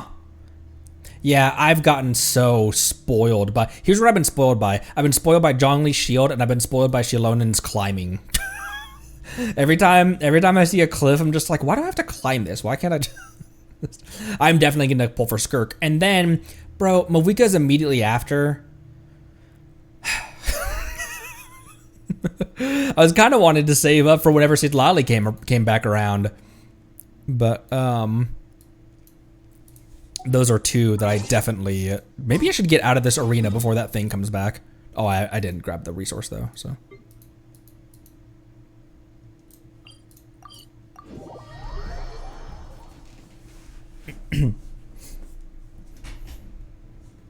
There's a lot of characters that I really enjoy playing as DPSs when they're not supposed to be DPSs. The thing you just have to go in with it accepting Knowledge guide you. is that if you play a Beto DPS, she can be really fun as long as you remind yourself she will never hit Raiden numbers. She will never hit Arle numbers. She just doesn't have that in her kit to do so.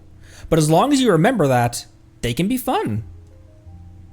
Dia, as long as you remind herself she hits like a 4-star, she can be a lot of fun. You just have to have reasonable expectations when you go in with someone as a main DPS. Yenfei, she's never gonna hit like Mavuika, but as a pyro DPS, she can be a lot of fun.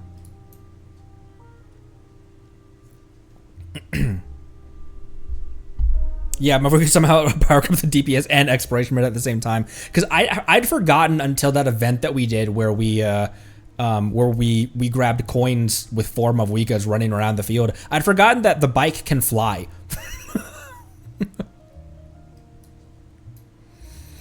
I have several videos planned as well. Here, let me hop back into Fire Hazard. I have several videos planned as well where I kind of do showcases, maybe loosely inspired by Roffler's.exe editing style. But I have several videos planned where I experiment and kind of showcase how much fun, not necessarily powerful, not damage per screenshot, but how fun some unconventional characters can be as DPSs. Kale is one of them. Yoimiya is one of them. And not even necessarily showcasing this person can be a fun DPS, but showcasing my favorite characters and why I don't care about their meta. Because at the end of the day, if the enemy dies and you don't, then the team worked. Who are the new? I guess nuke really isn't that big of a deal these days, is it? Because for a while, wasn't it that Mona Nuke was a really legit team? But these days, it's not necessarily nuking, is it? It's just big numbers, big raw numbers, like Mavuika's big raw numbers. Mualani kind of is a nuke, isn't she? DPS until AR-45 was Kaya. Huh.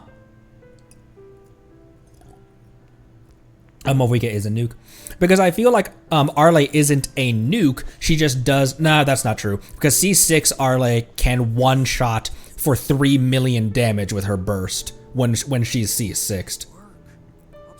I do tend to judge characters solely based on their C0 though. Because everyone's like, Dia's C1 changes everything. I was like, but you shouldn't need her C1 to make her playable. Same as Shinobu. Shinobu's a great character at C0. She just gets really good with C6. But I judge characters based on their C0, because you shouldn't need, if the character is really good, you shouldn't need the constellations to make it playable.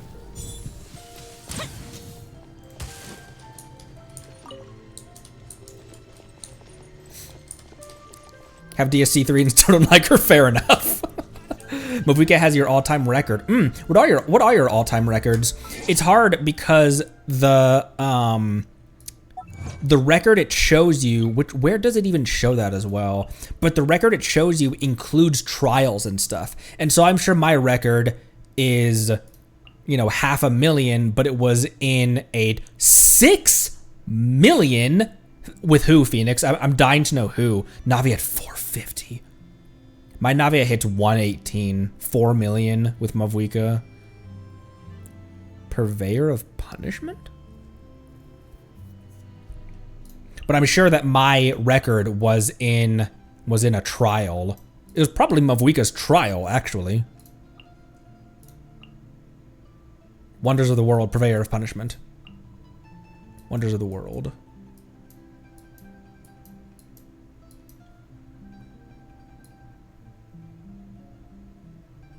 I'm dumb. Wonders of the World.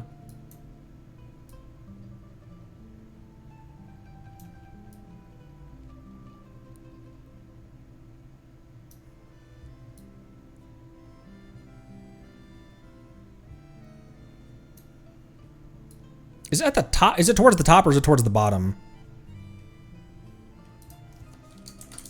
Thank you. Purvey.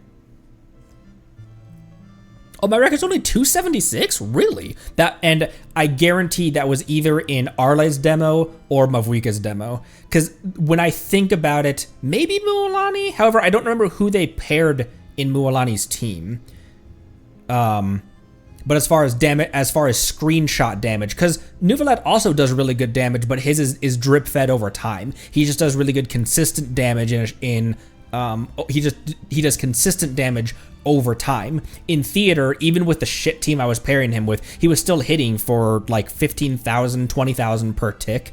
And he hits like boom, boom, boom, boom, boom, boom, boom, boom. And so his single numbers are really low. They're only 5-digit numbers, but he can do that consistently across several hits. And so it adds up to something like 200, 300k. Record for Mavuika Nuke was hitting was 7.5. Whew. Oh boy.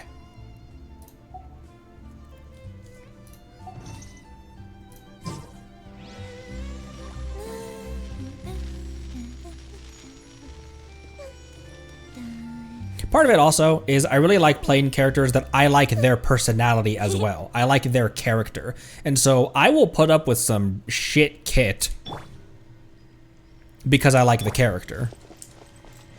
And not even put up with it, but it's just like in the overworld, who cares? They're overworld hilly trolls. Now that I have all of the standards except Chi-Chi, do I dare Chi-Chi myself for the anniversary? Or, because a big part of me was just like, if I get Chi-Chi on the anniversary as for the selector, oh, Mizuki, oh, I'm definitely getting Mizuki then.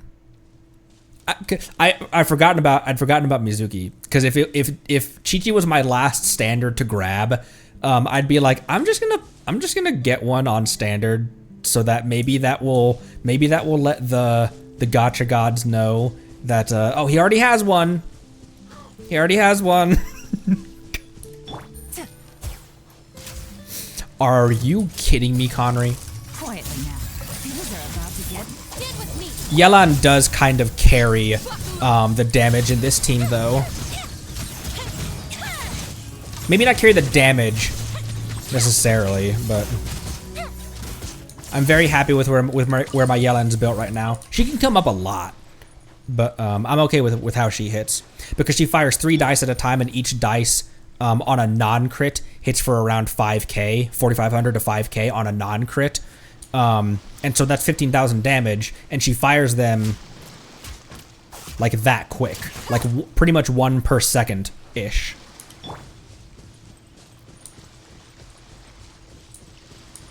Are there any crabs I could murder? There are. He's in the walls. That was a hilly troll, never mind. Planning on playing for everyone. I'm definitely playing on Skirk, and now that we know that Mavuika's coming back, I guess I'm playing on Mavuika as well. I really thought that I was going to be able to wait until the very end of 5 X to pull from Mavuika, but since she's coming back right away, I definitely will pull on her. Gotcha. I was kind of surprised that you were able to grab him up there. Game's up. Fire hazard. I'm just glad that Mavuika's not running alongside Sitlali.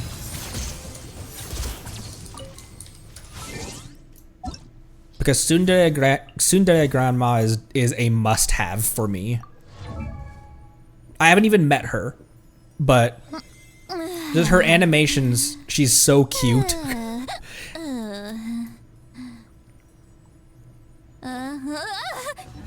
She's so cute, and her burst animation and her voice lines, she's so sassy. I love her design. I think I called her Pillow Princess in a previous stream, because that was the only thing I could remember her as. I was like, oh, she has the pillows. I was like, well, Pillow Princess is definitely not the right terminology for a character like that.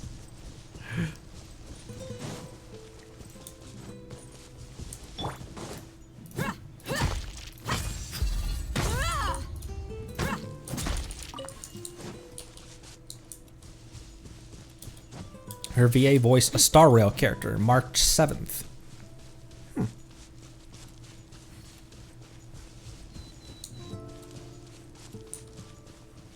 Allegra Clark voices a character in, voices the computer in, what's it called? Just like my playlists, lit. Guys, I'm funny.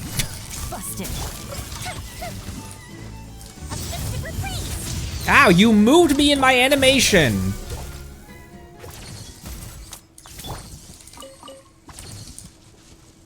I said in a previous stream that Yoimiya's burst is good for the buff that she gives to attack to the other characters after she does her burst, but nobody in this team scales with attack. Dia does kind of, but HP is a way bigger deal than attack with her.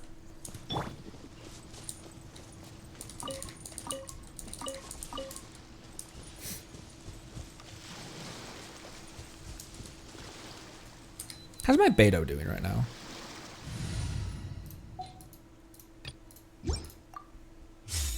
What is my normal? I'm always thinking about like running Beto as an on-field DPS. Who would you need? Like, what reaction would you center it around? Probably. I've been waiting for you for ages. Probably aggro spread. Beto is drunk. Wait for my signal. Wait for my signal. Kirara is a Dendro Shielder, which would be interesting. Thank you for choosing Komani Express. Because that would actually, for resonance purposes alone, and to have a Shielder, that actually would be a pretty good slot for her to be in this team. That is a lot of resources to get her to the level of being a competent Shielder, though. And I feel like I want to build Thoma and definitely Lanyan as my alternate Shielders. I think Lanyan and Thoma are going to be my alternate Shielders. However, it would make sense to have Kirara in this team. Kirarar. Sounds good to me. Swirling shit doesn't make any sense because there's 2 Electro and 1 Dendro in here. That was one of our problems with some of the abysses that I've done, is that I'll put Kazuha in a team with like 2 Dendros and an Electro or something like that. Like I'd put him in a Hyper Bloom team, which is fine, but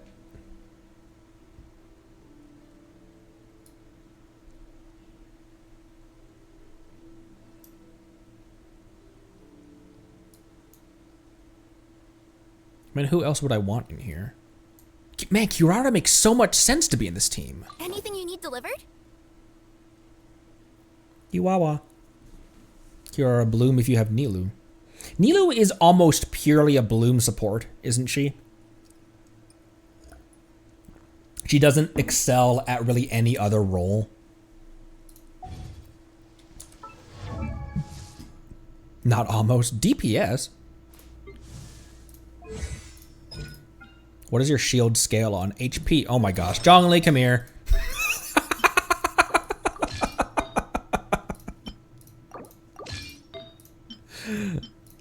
She's level 20. This is not going to go well even with artifacts.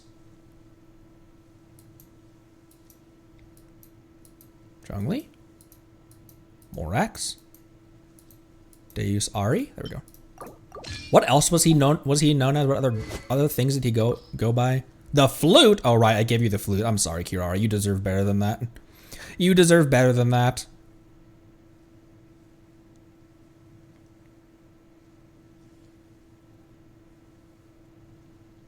ER. What do you want?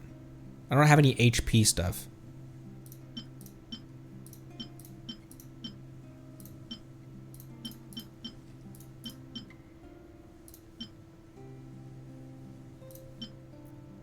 Fab.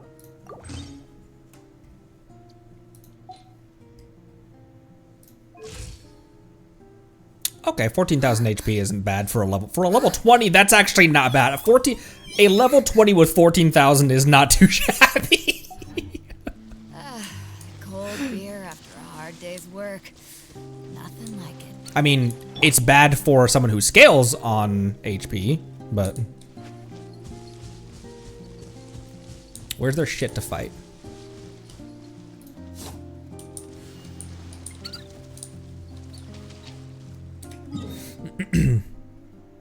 Oh, Rex Lapis. How did I forget Rex Lapis? The parasite living off society.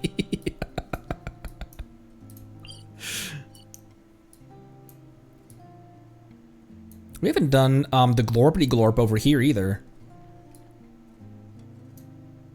The official term of that, the Glorpity Glorp.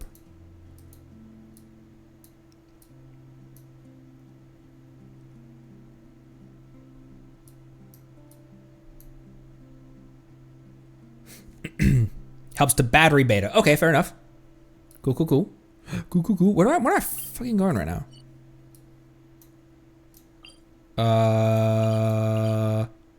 Over here. There's some enemies along this road.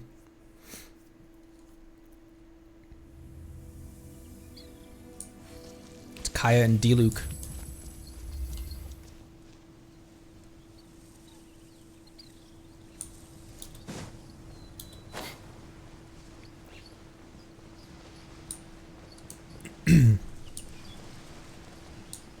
I can't remember if I need any more of these. You always need resources, but also the Notland craftables share the same resource as you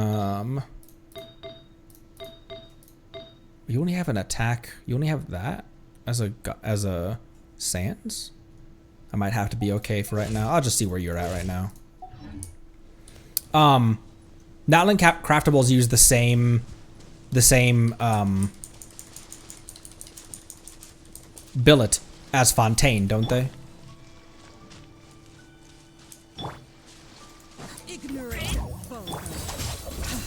That's me all day, baby.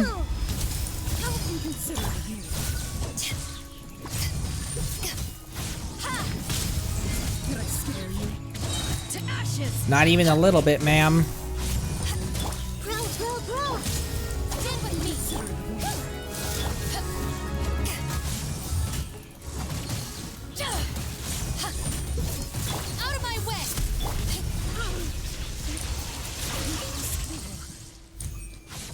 Enemy died, we didn't.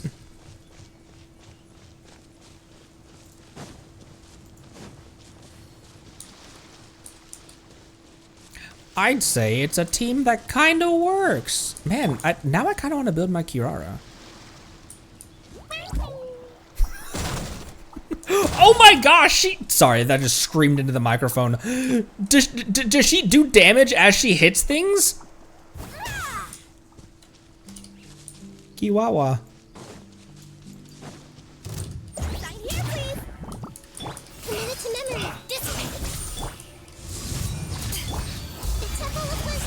The Schmemple of Schmishdom. She does damage as she hits things. Please don't kill her.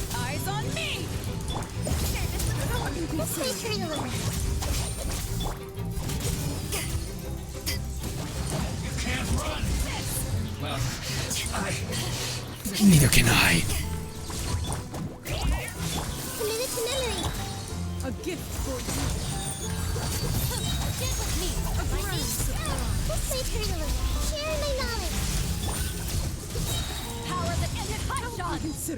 Oh, you already landed.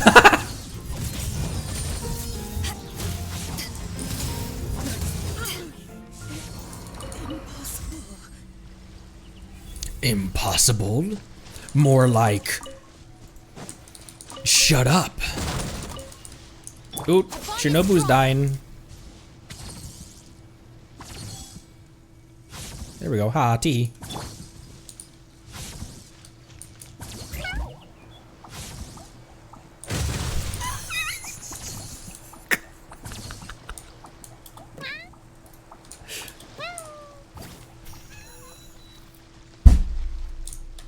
All right.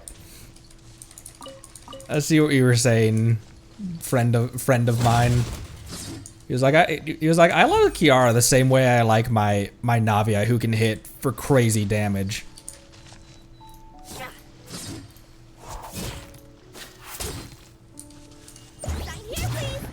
This is like a Yao Yao burst, isn't it? She just makes little dudes fly across the field. Oh, you can move them. Boink.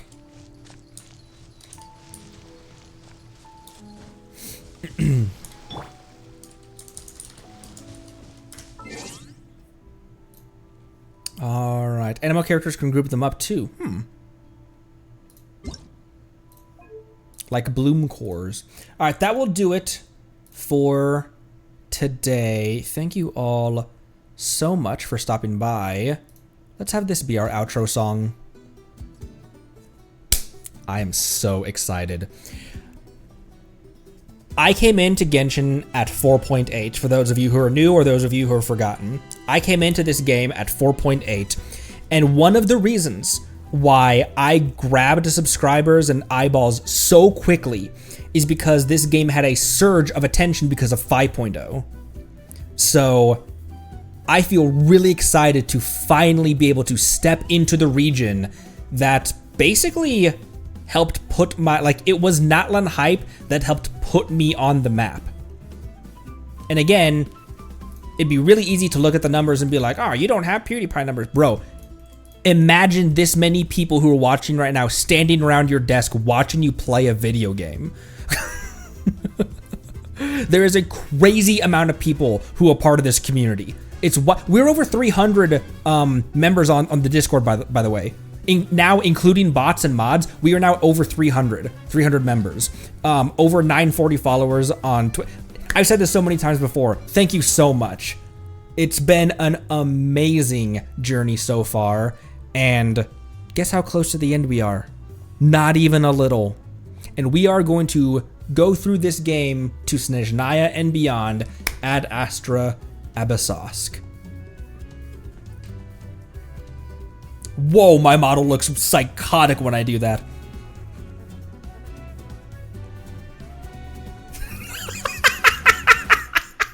I was just dancing, that's all. Thanks again, appreciate you all. Spread the word, make sure everyone in the community knows, and maybe invite some friends as well. On Monday, we will be going to Nutland.